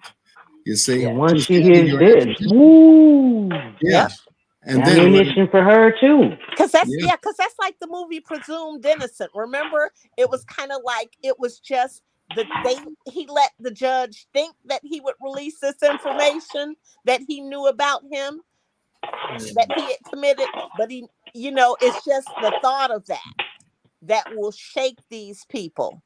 Yes. And I see that LAR Lars NCM is in the building. Nar, how you doing? Hey, Lar. what's going on, everybody? Just stop by to say hi. Hi. See you. I'm assuming you guys are talking about our friend Tiffany. Oh yes, all night. Anyway, I'm just listening. You guys know way more about what's going on there than me. So my contribution to the effort to get rid of Tiffany is, me just supporting you guys. I'm going to sit here and listen to you guys. We definitely appreciate you. Yeah. And I'm going to drop so someone else could come in, because my Chicago friend may want to come up. Oh, I've got room. If they want to come up, I'll drop the link again. I mean, I can go to 10, 12 people on here. Oh yes. Right. I got that special stuff. Yeah. Hey, just be careful. Make sure you identify who you bring up to the panel first, brother, because people are tripping nowadays. Of course, people are that's why acting out on these panels nowadays. All right. Yeah. I appreciate you, man. Burgundy had someone that came up and told her what they thought what did they say? Burgundy? It said, stop hating on the super mayor. And they hung up. That was it. I had a live today, and somebody was showing out in my chat today. So I got to go back and see what that was all Oh about. my. Oh my goodness. Oh, And I was just playing piano. I was just Oh doing like wow. playing on my piano, and I guess somebody got my chat and was acting out. Oh wow. Yeah, I only had that happen one time, and it was when I was covering either the West Boys or the Summer Wells case. And I went live. I did about 3.5 hours, give or take. It was a good live, lots of detailed information, lots of videos, photos, you name it. And someone was using another content creator's name. I recognize the name because I support all of the efforts. It was the West case. Thank you. The two toddler boys that were out in California that got unalived by their parents. Anyway, and so I said, "Oh, she's coming up." So I click on her name, and sure enough, it's a avatar I sort of didn't recognize because it just was blank, but the name was there. And I said, "Oh, welcome. Glad you can make the panel." Sure enough, the camera turns on, and someone starts showing their behind. Oh man. And then, I am not lying, and then points their camera to their TV where there's porn Oh being wow. shown. So I was porn bombed. Horrible. And I saw Oh, that. wow. And somebody in the chat said, "John, are you looking at your screen?" And I dipped them out. And I had to go back and edit that 1 minute that they were Yeah, on to get you shut down. Mm-hmm. Yeah. Wow. Yeah. So I know the feeling. So Was it Tiffany? That's who it was. Something about the way you were playing that piano. Oh my Well, goodness. if they ask, did you go to Vegas? You know who that is. Yeah, definitely. Did you go to Vegas? Yeah. And you know that's the crazy part. I couldn't see what was going on in my chat. I'm just freaking playing my piano. And you have no control. Well, you do have control over your chat, but you're dependent on your moderators to take care of that for you. Thank you, John Luna. And I wanted to thank you from the last live. I did receive your gift. Thank you so much. John Luna. Speaking of Las Vegas, what's going on with this guy Holmes? Andrew, he's been nice and quiet, trying to sneak around the city and trying to shop at the same time, and maybe still trying to go to work without being seen by too many people type stuff, and just and hanging at the what is that AutoZone? Hanging at AutoZone. I saw a clip of him at someone's somewhere where he was giving someone condolences. Within the last few days. So he's sneaking around somewhere. Yeah, he's slithering. Yeah, because he has a court date scheduled for June. Mm-hmm. We've got the custodian of records, which would be the clerk for Dolton. They're May, right? Scheduled for their testimony in front of a grand jury next month on the 13th. May. Yeah, they got a busy. Yeah, from May on, they have a busy 8 weeks. Because it looks like one day they're in courthouses all day over different things. Oh yeah. Yeah. Oh yeah. So this is going to start. This is going to start to speed up now. Yeah. No doubt. And if there's anything that we can do to help Kara move her case right on up into that mainstream, that water stream that's in motion right now, and that could open up that door.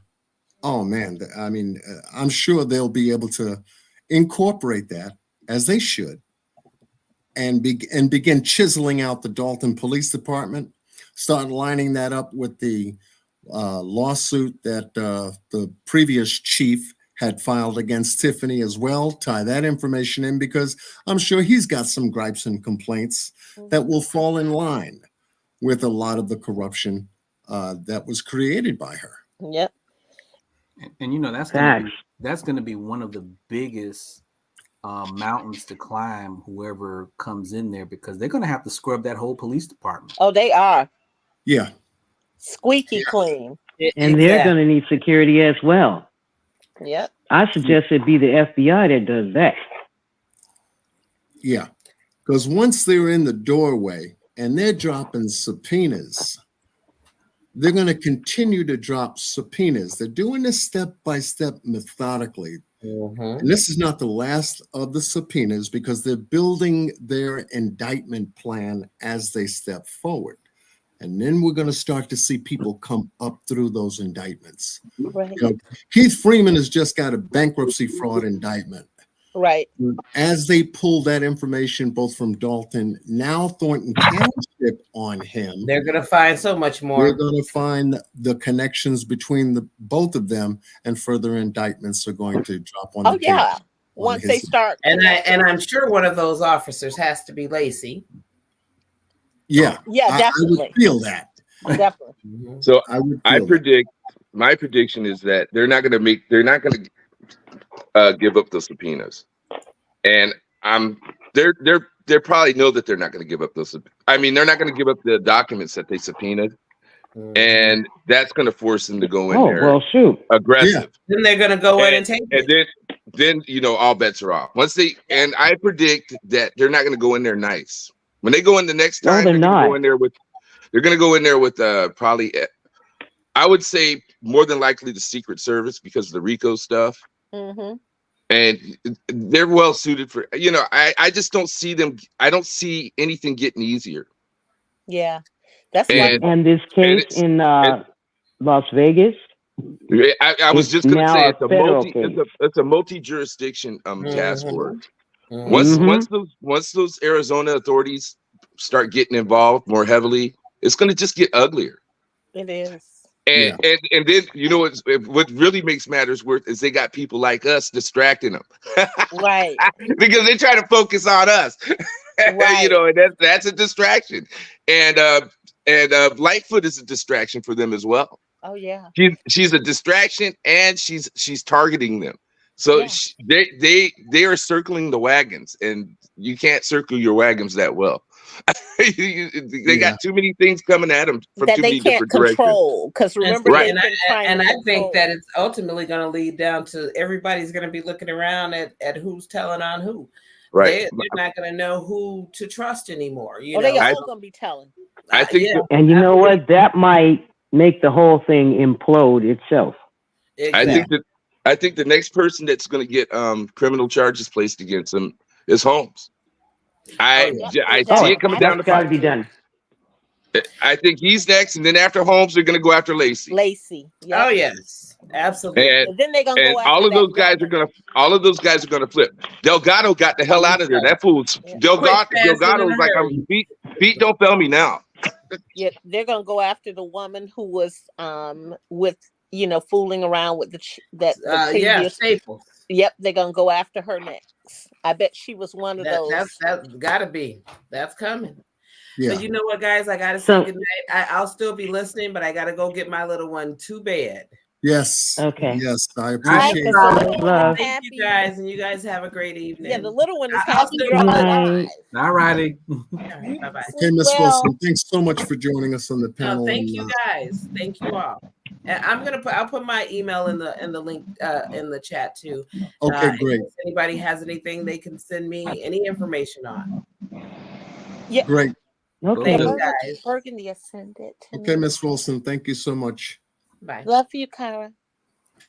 Oh my goodness, So, John, if they decide to fight and not release any documents, now we go to it's contempt. gonna get ugly.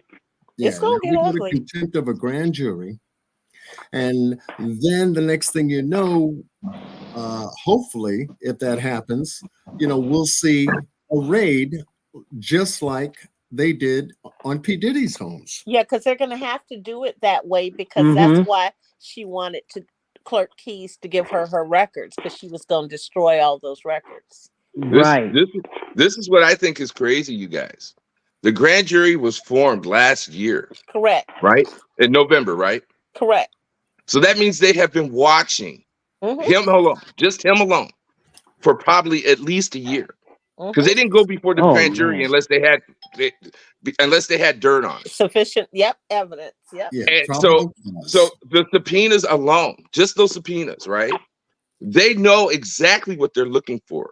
They're probably counting on them not generating those documents. I'm telling you, there's more coming. The next trigger is going to be the sad part, though, is it's all to the detriment of Dolton and Thornton Township. Yeah, everything that's going on, because those poor people they're suffering, and they're going to continue to suffer because of this lunacy, and it's sad.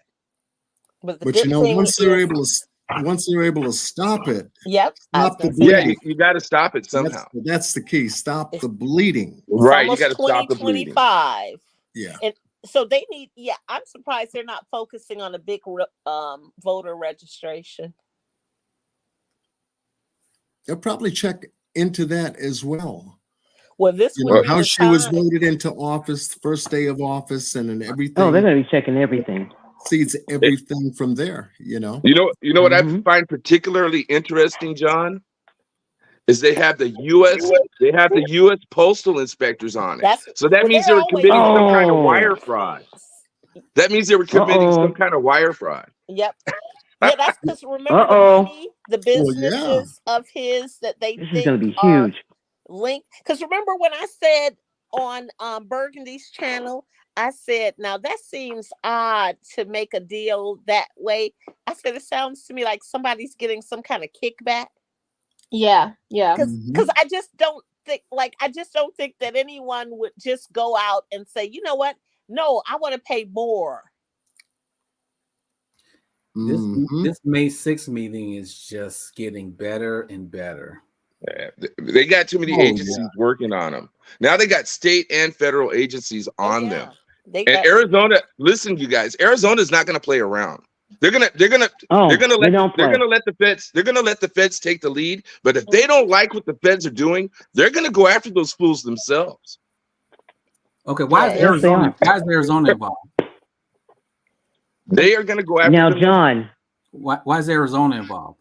Because they committed that crime. Was that sex assault that occurred in? Nevada. Nevada's gonna go after them on their own. They're not gonna just sit and wait around. Yeah.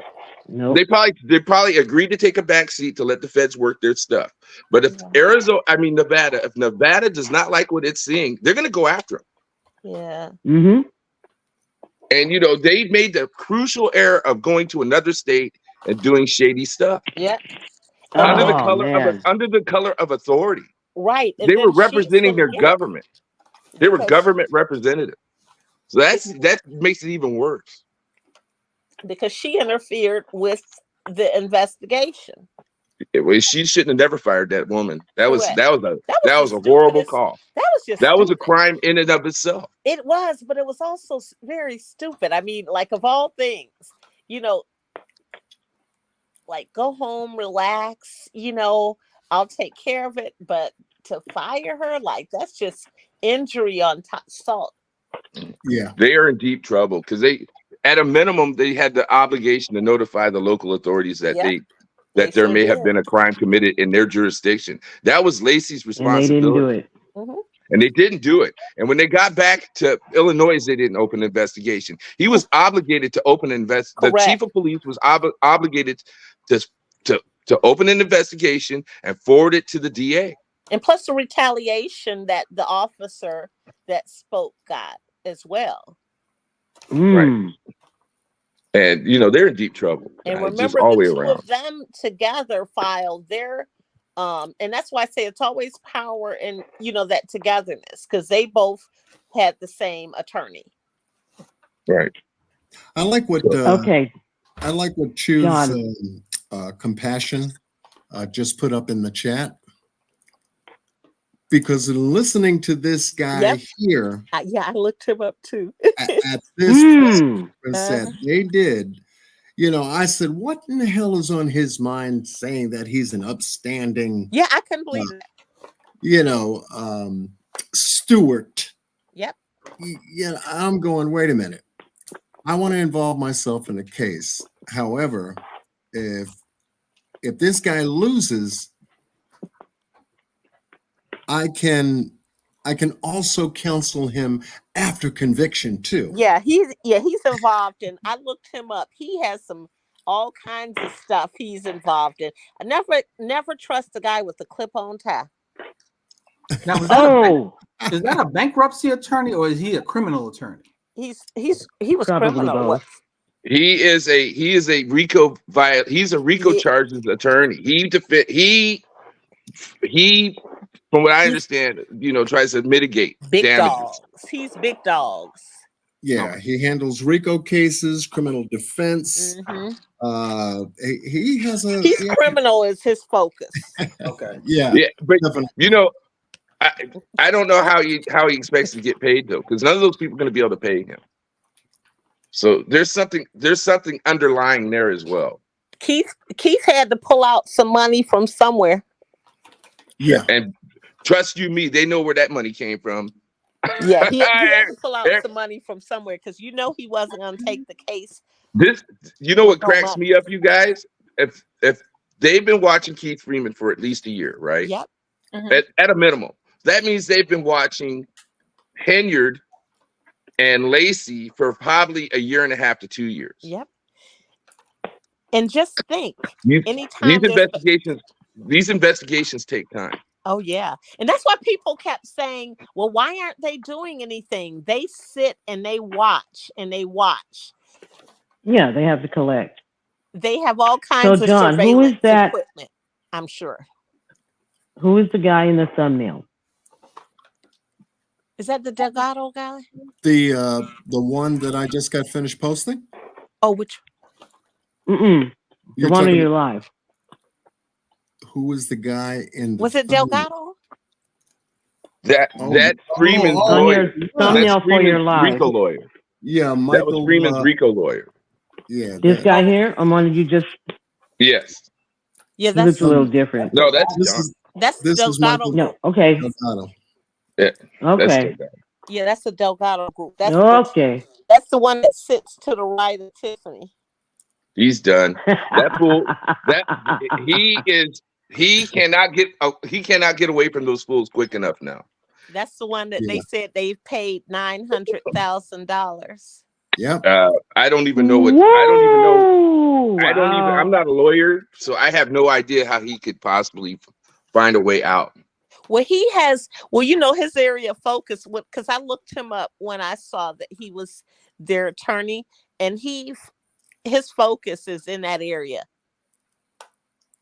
And then you had Aisha Chambers, who went to court Friday for the motion to withdraw. She dropped that, and then also you had this woman here who sits also at the left-hand side in the Thornton Township advising Tiffany. Right. What a coincidence, Tiffany. Right. But don't all those people work for the same law firm, correct? What's that? They all work for the same law firm. They don't do. They all work for Delgado? Yeah, because usually he's there. But I think the other attorney is handling. They're making their Foia. escape. If they're smart, they'll get the hell out of there and flip. The one that they're making their mistake. If they flip, they'll have to absolutely do that on a down low, because if it gets out that they flip, nobody will ever hire them again. The one is handling FOIA requests only, but the Tiffany chick, maybe he was, he had that other meeting the week before, and he probably was still freaked out from that meeting. So he sent her. And here's the ultimate X factor, you guys. Lori Lightfoot is an officer of the court. Right. And so when she finds, she can go straight to a judge herself. Right. She doesn't have to go through a law enforcement agency. Right. She's an officer of the court. Right. Yeah, this is gonna get real cute. Factor. Yeah. They got this is gonna get real cute. Yeah, it's gonna be crazy. Everybody's getting it. It's gonna be really crazy. I don't think very many people realize she is an officer of the court. It's gonna Just get like crazy. Delgado. Wow. She got a pass. She can go straight ahead. Yep. Ooh, she ain't got to ask no permission. She just goes and has a Let's sit down. go straight to right. Do not Oh pass my stop. goodness. It's over. Ron. It's over. Yeah, it's gonna be crazy. The jig is up. Yep. Yeah, because All of this is coming down. Yeah, because the pressure is going to be mainly applied coming into the week right now. Right. You see, like I said, tomorrow's Monday. Yep. How is everybody going in both places? Yep. And then what's People gonna be cheesing and talking. Week. Who knows what's going to happen by the end of the week? Tomorrow is the 29th. Do you know what the 30th is, everyone? Mm-mm. Burgundy, what is the 30th? The 30th on Tuesday? Wait a minute. What is that date? That significant date? You're not been counting down the date. I'm not sure. I lost it. What date? What's the happening? money date. That's the date that the millions have to come in. Oh, Remember, yeah. John? It's coming down the pipeline. That's the date that's the last date that they Bergen, have to get those millions in. I have a question, Bergen. I have a question. Oh, I have the a new question. money. The new When is money. the- That's right. when- That's right. When does the fiscal year start for Dolton? That's what I'm saying. The 30th is the last date that they have for that money to come in. Oh wow! What a time. So their fiscal year starts on May 1st instead of October 1st. Well, I know that Trustee House said that the money had to be in by April 30th. Wow. The budget. And they don't have any money. Yep, for the budget. Yep. Oh my God. Oh, she gonna be playing that what song again. You know what? Another thing that I find particularly disturbing about Tiffany is the stuff that she does. I cannot overstate it. It's like straight out of the freaking Hitler handbook. The walking down the street with the tree trimming, and just shaking people's. That was all the stuff that those fools did, and I'm just like, oh my God, what is More like going Nino on? Brown. It's freaking scary. What is You the wanna say person something? talking about? I haven't called any judge. I don't know what you're talking about. Please stop calling her office. I haven't called anyone's Yeah, I was office, wondering what that ma'am. was about. Ma'am or sir, I haven't called anyone's office. Thank you. The only I don't office know. I've called. I'm looking. Oh man. Yeah, we got the boy. Superman. When I tell you, Yeah. the Tiffany hammer of Henry. justice is Right. not playing. Like You calling her talk about advocacy? We got the Superman in the chat. Crazy crazy stuff. That is so funny when that happened. I don't see that. They Somebody don't delete that. have. I can They barely already read. have the troop of FBI in the building. They are watching everything.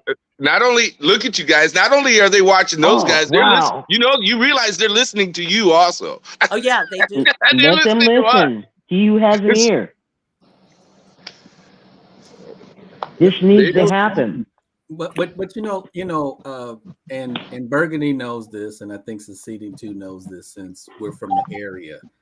This is actually not new, Right? and actually, there's crazier stories. Oh than yeah. Oh yeah. this one. Oh yeah. And I keep referencing Eric For Kellogg, who was the mayor of Harvey, who basically was shaking down strip clubs owned by the mob. Oh no! Oh, Voter suppression, Right. Voter definitely. suppression. Also, he made himself the superintendent of schools, even though he doesn't. oh have, no! That's crazy. he doesn't have a doctorate in education, nor did he have the required teaching hours to be one. And he was mayor for 15 years. What? Yes, They're- and also too, after all that went down, because a couple of years ago, Harvey had to pass the only way they can get him out of there was they had to pass a referendum to limit the term limits on mayors. Now, what's so funny is I think Burgundy did this the last week or the other day about when they were trying to pass term limits on the mayor and the clerk, and it was stopped by Illinois. I guess J.B. Pritzker and somebody else helped stop that, but they didn't with Harvey. And so now Harvey mayors have term limits, and the only reason why Eric Kellogg is still not mayor is because he was termed out. And what was interesting about that was, while there was a federal investigation going on in that city as well, many of Eric Kellogg's relatives was working in Harvey. Some of them went to jail, some of them spent jail time, some of them were indicted. He's the only one out here walking. And when the night he lost the election, well, the night the current mayor, Chris Clark, won the election, Eric Kellogg drove in his $100,000 expensive car and drove away from the village. No type of transition of power or anything. He just abandoned the building the night the election was over. Kellogg, not Kellogg, but Clark had to come in and basically figure everything out. He said he went into the records room and it was just boxes everywhere, organized, files on the floor. And yeah, like I said, Kellogg is the only one that is free. Everybody else that was under his wing, the police chief, right?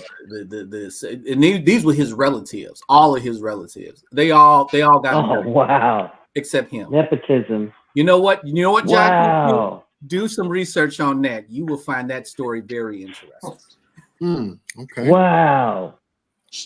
Just Chicago politics. Remember Betty Motis? Yes. Yeah, I'm just sitting here taking some notes, doing a little scribbling and everything else like that, so that this way, as I proceed, I get all my thoughts together and tighten up the ship.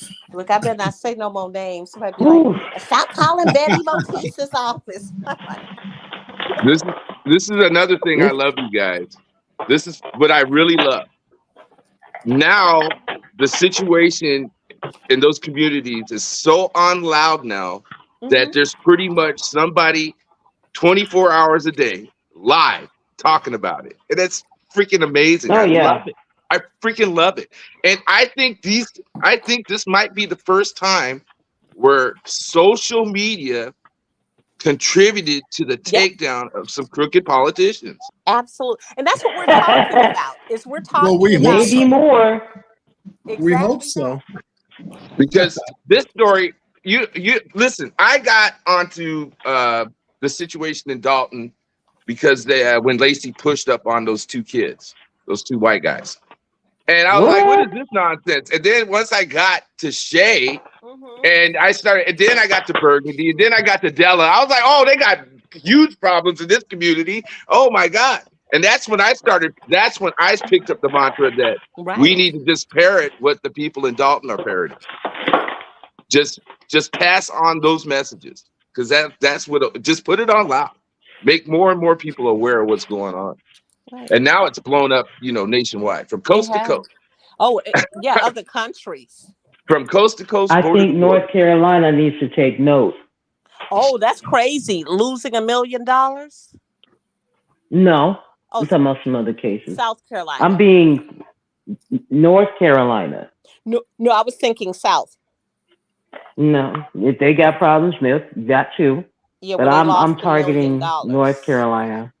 What? Yeah, of COVID CV funds. Okay. Everybody duck. That's all I can say now. Because the last time I heard some news about that, some bad things happened back in 2003 in New York. As their accountant stood there and gave them a stellar rating. I'm not joking.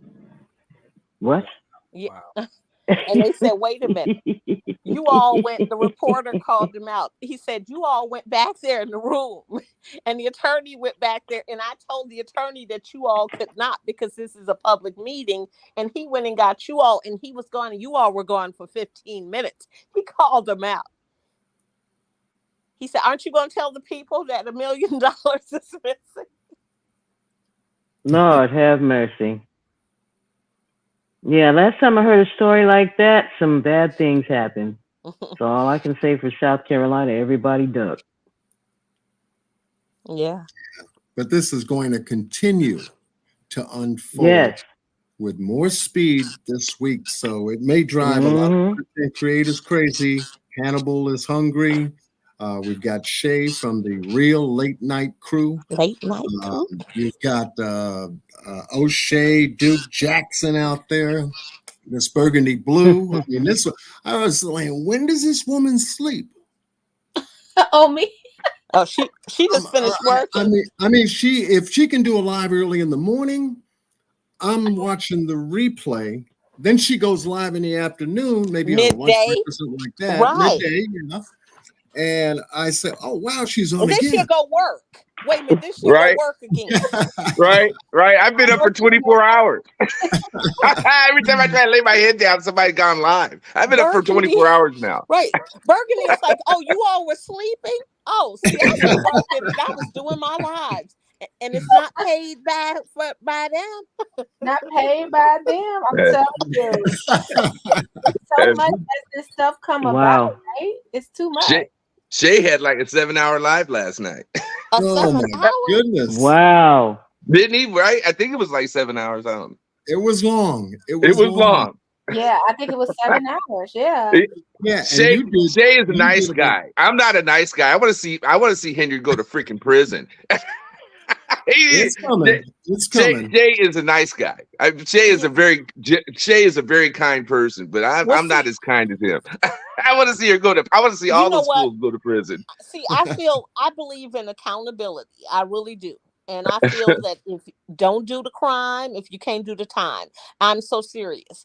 I believe in accountability. And if we wrote a list of all the families that were impacted and how, would you all, if you were a jurist, would you still say, you know what, let her stay?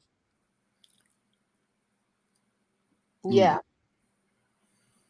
Yeah, I think that's it. We don't want her to go because we're always thinking about her little girl, right? Oh no, I want her to go. No, I mean I'm the same. I'm like, oh man, I do. I'm not gonna lie. I think about her daughter. Yeah, but she still needs to go to prison. I'm sorry. I think that she's not I'm so sorry. You know, some people don't need to be with the people they with. I just say that and leave it at that. I think about her daughter almost if every that's single what day. You're being taught, if you're being taught that, the lessons that we saw, if that's what you're being taught, then wow. And you know, that's unfortunate. But like somebody said, you don't do the crime if you can't do the time. Yeah. I mean, you know, she should have had a moment of thought to say, if I keep going like this and I get caught, what's going to happen to my daughter? It's a perfect combination of, you know, ego and power and money. Yeah. I keep saying this. I've said it over and over again. She absolutely thinks that she's the monarch of those. She thought she was. She thought she was the monarch of Dolton Village and Thornton Township. That's why she had her face on everything. Oh yeah. That's why I heard that. That's why she had a golden mic. That's why she placed herself up on a pedestal above those trustees. Okay. She thought that she was the supreme power. And that's how she was. Now she has messed around and found out that she's not even close. She's a low-level politician that's getting ready to go to prison. She's done what Burgundy on her. She blinked around and found out. You know, so basically her gold mic was her pimp cup in a way. That's okay, hilarious. So I looked up gold mics. You know, you could get one on Amazon for $15. Yes. I wish It's not about the value of the golden mic. It's about the way it looks. It's the symbolism of it. Correct. Because for her, it's the about symbolism. Because don't you remember all those a lot of charges were for Amazon on those credit cards? Uh-oh. There was. I forgot about that.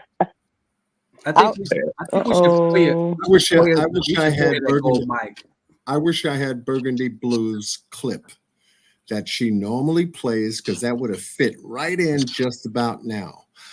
I feel so connected and valued.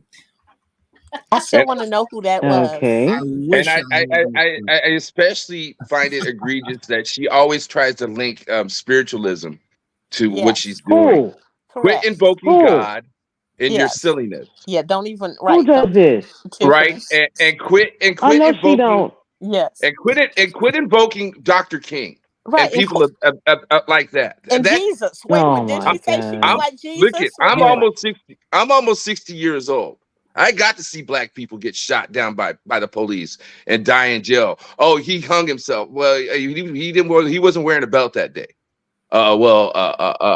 So I know what it's like. I remember when Seattle PD was federalized for 10 years because they were constantly being watched. Right. Okay, and Wow. those people, you know, those people. Dr. King gave up his life. Right. Okay, Malcolm X gave up his life. Right. You haven't given up nothing. So you know, I find it You need to give egregious up them papers. that they invoke these people. Right.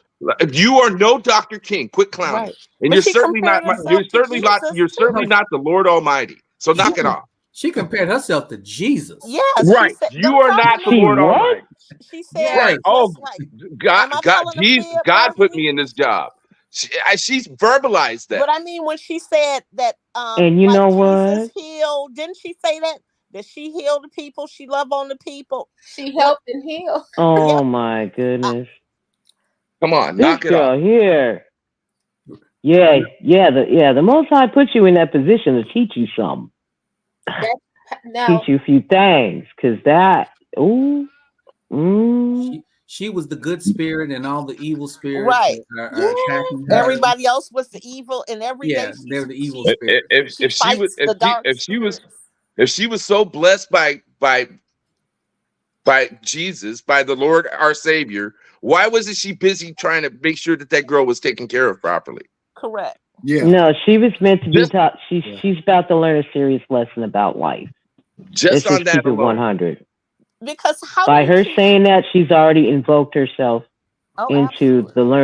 the learning curve. Yeah. So we gonna see, all right. We gonna see. If there's And, you no know, consequences, how do you teach your kids? That's why right. they Nope. have to be. Don't you remember telling your children, don't do this, don't do that, because there's a consequence. Right. No means no. When you go to the store, no Well, sneaking anything in your pockets. And that's a societal issue, by the way. People can't take she's no as not. an answer anymore. Right. No means no. No, I'm that. not afraid to tell somebody no. I'll tell somebody no in a heartbeat. No means no. Get away Ain't from nothing me. wrong with it. And that's why I say we've become a society that we are willing to look the other way for crime. It's crime. It's criminal. Not me. We are willing to look the other way and say, oh, no, because they should have thought about that. So her book is going to be How to Be a Baller the Wrong Way. Yeah, because if your children don't have consequences, we have to teach our kids to be good law-abiding citizens. So if there's none for you, then what can you even teach your children? Oh, I can do whatever I want. You know what? She may have a nanny. Yeah. She's baller, right? She's a baller. I don't even think she knows what a nanny is. Yeah, I don't think so. Yes, she does. So she yeah, doesn't I have to don't do think it. so. Yes, she does. I think She I knows. think it's probably your mom that helps her. Somebody. The rumor is that the officers are on full-time detail helping. Yeah, she usually has a little Lord. girl with her a lot of times, it seems. Yeah, You know what? At events. And when these guys get pulled in, they gonna sing like birds. Oh yeah. Yeah. Once they find out what they're looking at, oh my goodness. La la la la.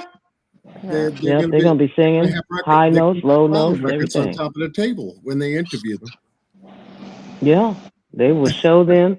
And see, what I like now is when they talk to you, they show you, they let you talk and say what you want to say, Then they pull out video, text messages. They pull out everything, social media, and they show you what you're saying you didn't do. So it's funny.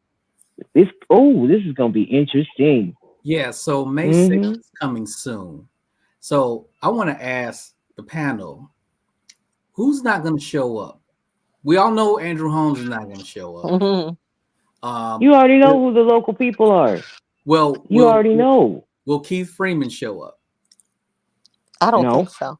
No? Okay. I think so. The feds, listen, think the so, feds too. are in town. I think the feds are in town.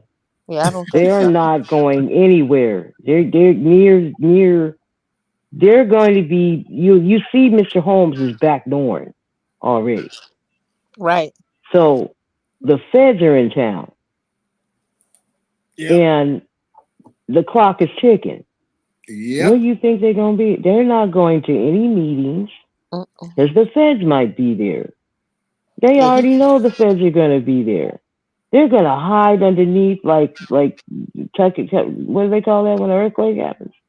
Tuck and roll or something, tuck and cover? Well, if Oh, yeah. if Tiffany's bold enough to show up, She ain't That's coming. the difference, though. Bet that's she has that spirit of arrogance on her. So But hers she's not is- stupid now. Right, Come on. right, Yeah, because hers she's is- the monarch. The feds hers are is in different. town. She can't help herself. Mm-hmm. The feds are in town. And because she can't help herself, they continue to dig the hole deeper.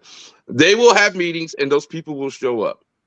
And every time they have a meeting, every single time they have a meeting, they do something silly in front of the camera that just digs them further in the hole. That very last meeting, they were doing stupid things for everybody to see. I guarantee you that these meetings from this point on, they're going to be out of, they're not going to be there. Because the feds are going to be there. They're not, I think we're going to see they're a not doing that. repeat. I think we're going to see a repeat of April 8th. Mm-hmm. That's going to be held at Lesterfield, I think it's called.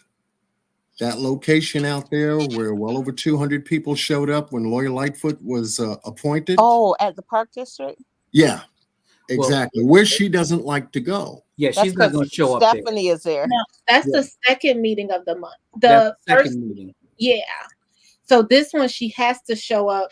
This is the what's it called, Gardis? The first board meeting of the month. Right. What is it? The Board of Trustees meeting? Yeah, she has to show up. Yeah. I guarantee you she won't. Yeah, if she she will. does, She's then I'll admit that Slytherin. I was wrong, but I don't think she'll show up.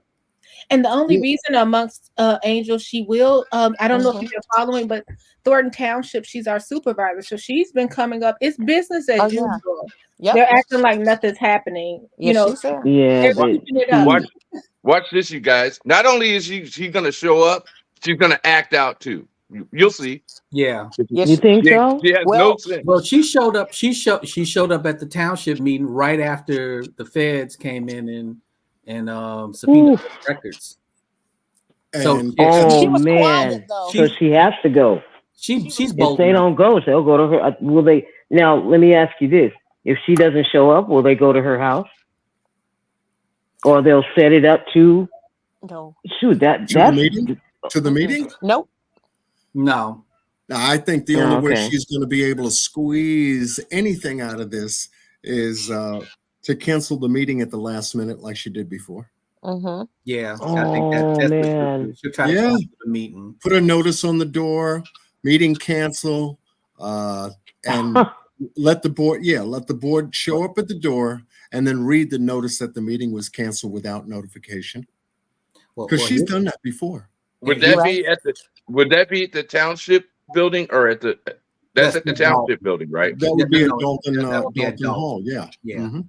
Well, Yeah. here's the more interesting question: will Delgado show up? No, hell no. No. He's done. No. Hey, Not he- at the No. meeting. Not at the that meeting. fool, is that canceled. fool is in Acapulco. He's done. He ain't gonna never show up again. Will Delgado Mhm. show up? No, ain't no way. That guy is already on the beach drinking a umbrella drink. That fool is on his way to a non-extraditable country. But you got to Exactly. think about how they're thinking about this. Delgado, Freeman, Henyard, her entire administration, from the housing director to the children's program director, to Stan Brown, Andrew Holmes, half the room is basically missing. You see, what are they thinking right now? Do I go to a board meeting, show up? What are the people's response going to be? I don't think they're worried about the people. It's going to be the feds. What is the response now? You know who else is it? Step You know down, who? resign. Step You know who down. else? I'm sorry. You know who else isn't going to show up? Those police officers. You won't see any of those. Oh, no. Those fools are gonna be watch. Listen, you talk about some people sitting around a pool having an umbrella drink. Those guys are especially in danger of losing their freedom because what they're doing is under the color of law. Yep, it really is.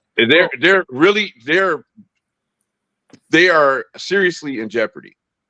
Well, one person we've been noticing, and I think Burgundy's been noticing, where has Tangenique Miller been? She's the finance director.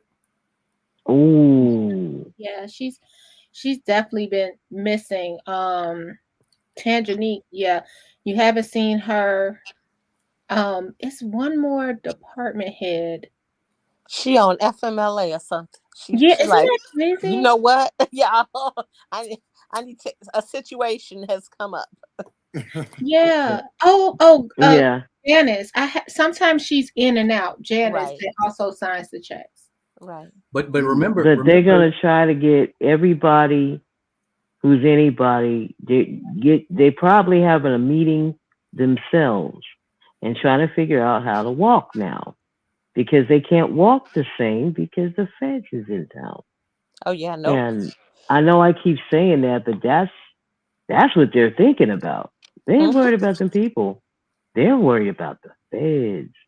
Yep. Ooh. Well, remember last month? Was it last month when they won that case to put Clerk Key back on the checks in the bank account? Right. And I think it was Jason House who talked about that the judge said that they had to go back and they couldn't sue. Was it Tiffany or was it the Village? They had to sue the finance director. They had to put the finance director's name as the defendants. I think that's what it was. Oh, Right, wow. on that particular one. Yep. And ever since then, Tangenique has never showed up. Mm-hmm. Wow. Yep. Yeah, now they got 29 names of people that they want to talk to, that they're going to talk to. Mm-hmm. And a lot's going to come out of those conversations. That's just in Dolton, because we still don't know what the subpoenas are in Thornton Township. That's going to be broken down this week. And I know that Fox 32 and WGN is going to have that information available as to the reason why they served fresh, ink not even dried on the paper, subpoenas in Thornton Township. Yeah, because they went there Friday. You think about it. Yeah, on a Friday. You think about you're leaving for your weekend, and all of a sudden, you get visited by FBI that's serving you papers. Yep. Like those old school ditto machines. Mm-hmm. Smell the paper. They're making them so quick, John, that they have to use carbon paper. That's funny. My God! This justice made a comment in here that says that Tiffany said that she was going to start a OnlyFans. I was laughing at. So I told her she's going to need it when she gets fired from her job. Wow. Yes, ma'am. The only job Tiffany's going to get is pressing license plates. That's going to be her new gig. Oh, God bless. Well, panel, I have to get off because I gotta work. Yes, So I was looking at the time, and I said, "Oh my goodness, okay, we've been rocking and rolling over here." Yes, it's getting late. I'm out of here, you guys. All of you have a All great right, day. take care. Burgundy, thank you so much for educating me. John, thank you so much for your wisdom. Panel, appreciate and all you people in Dolton, I love you dearly. Justice for Alexis. Yes. Yes, absolutely. and justice for the citizens Absolutely. of Dolton. Amen. Yes. They deserve it. Everybody. They deserve it. All right. Hey, all of you guys have an outstanding evening. And thank you so much for educating me on what's going on there. I appreciate it. Okay. Right. And I will make my exit as well. Ditto for everything he said as Me well. too. Enjoyed being on the panel as usual. Very educational. Burgundy and Succeeding. I always count on y'all to give me the knowledge. And John Q, this is a great channel. This is my first time being on here, but thank you for having me on. And Well, thank you for trusting me. Thank you for all right, connecting with me and trusting me. All right. Look, okay, Tai Chi, karate, and kickboxing. Ooh, I just saw that. Y'all gotta fill me in. I gotta watch the replay. All right. Good night. Good night. All right. Well, I'm gonna go next. I have ate my dinner and I have the itis. I'm just gonna keep it 100. And my eyes are closed, and pretty soon you'll hear me snoring. I understand. I made a pot roast today. Oh, that sounds delicious. I have dropped it off, and now I've left the table and I'm laying down, eyes closed, talking to you, and I know what that means. Yes. So, but once again, guys, thank you, John. I love your work, and always a pleasure. I'm glad you were around this evening to join the panel and be a part of it. Thank you. Thank you. Have a good night, y'all. Yes, you too. Oh my goodness. Woo, this was a power night. Like I said, we're gonna rock it up and turn it up when we turned out tonight. And I thank everyone that was a part of this panel. Miss Burgundy Blue, thank you so much for joining. I mean, you know, I was hoping you could make it, but I knew that you had a long day, and I thought we were going to get, you know, in and out the live. And I said, okay, well, she had a long day, John, and you know, maybe next time around. And you showed up, and I said, there she is. All right. Thanks for inviting me. Burgundy works in fast motion. On 2 hours sleep, right? Okay. I appreciate everything. Succeeding, John QQ. I look forward to more of these. Thank you so much. Thank you. Thank you for making this John. panel successful tonight. We appreciate you having us. Absolutely. And it's been amazing as always. Oh, you got it, Miss Succeeding. Thank you so much too We'll for talk being a to you part soon. of it. Okay, bye-bye. Bye. Ah, yes. This was a big one tonight. And I thank everyone who joined the panel. Thank you in the chat. We're almost 100 strong, but you know, that was still a good number for me. And so to get through this and to put together content and to bring us up to speed as to what is now occurring in both Dolton and Thornton townships. And this is going to turn up again this week. So we're going to stay on it. Anything new that breaks, I'll post on my community bulletin board. And I'll be in and out of, obviously, the other content creators' chat rooms because we all get information differently and at different times. And so, and as soon as I get it, you'll receive it.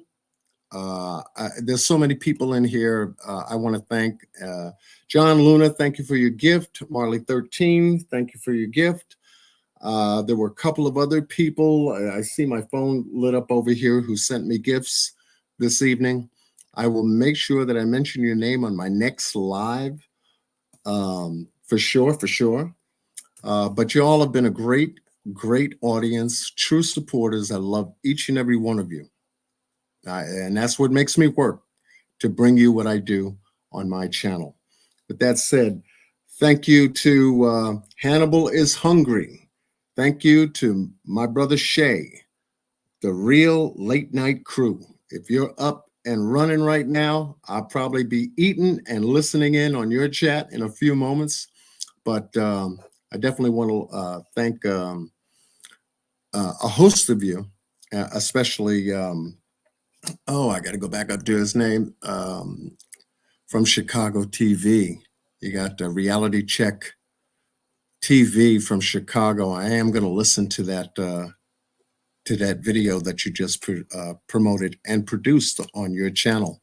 Make sure everybody subscribes to the content creators revealed and shown here tonight. That'll keep you locked in and plugged in, and we'll continue to go from there.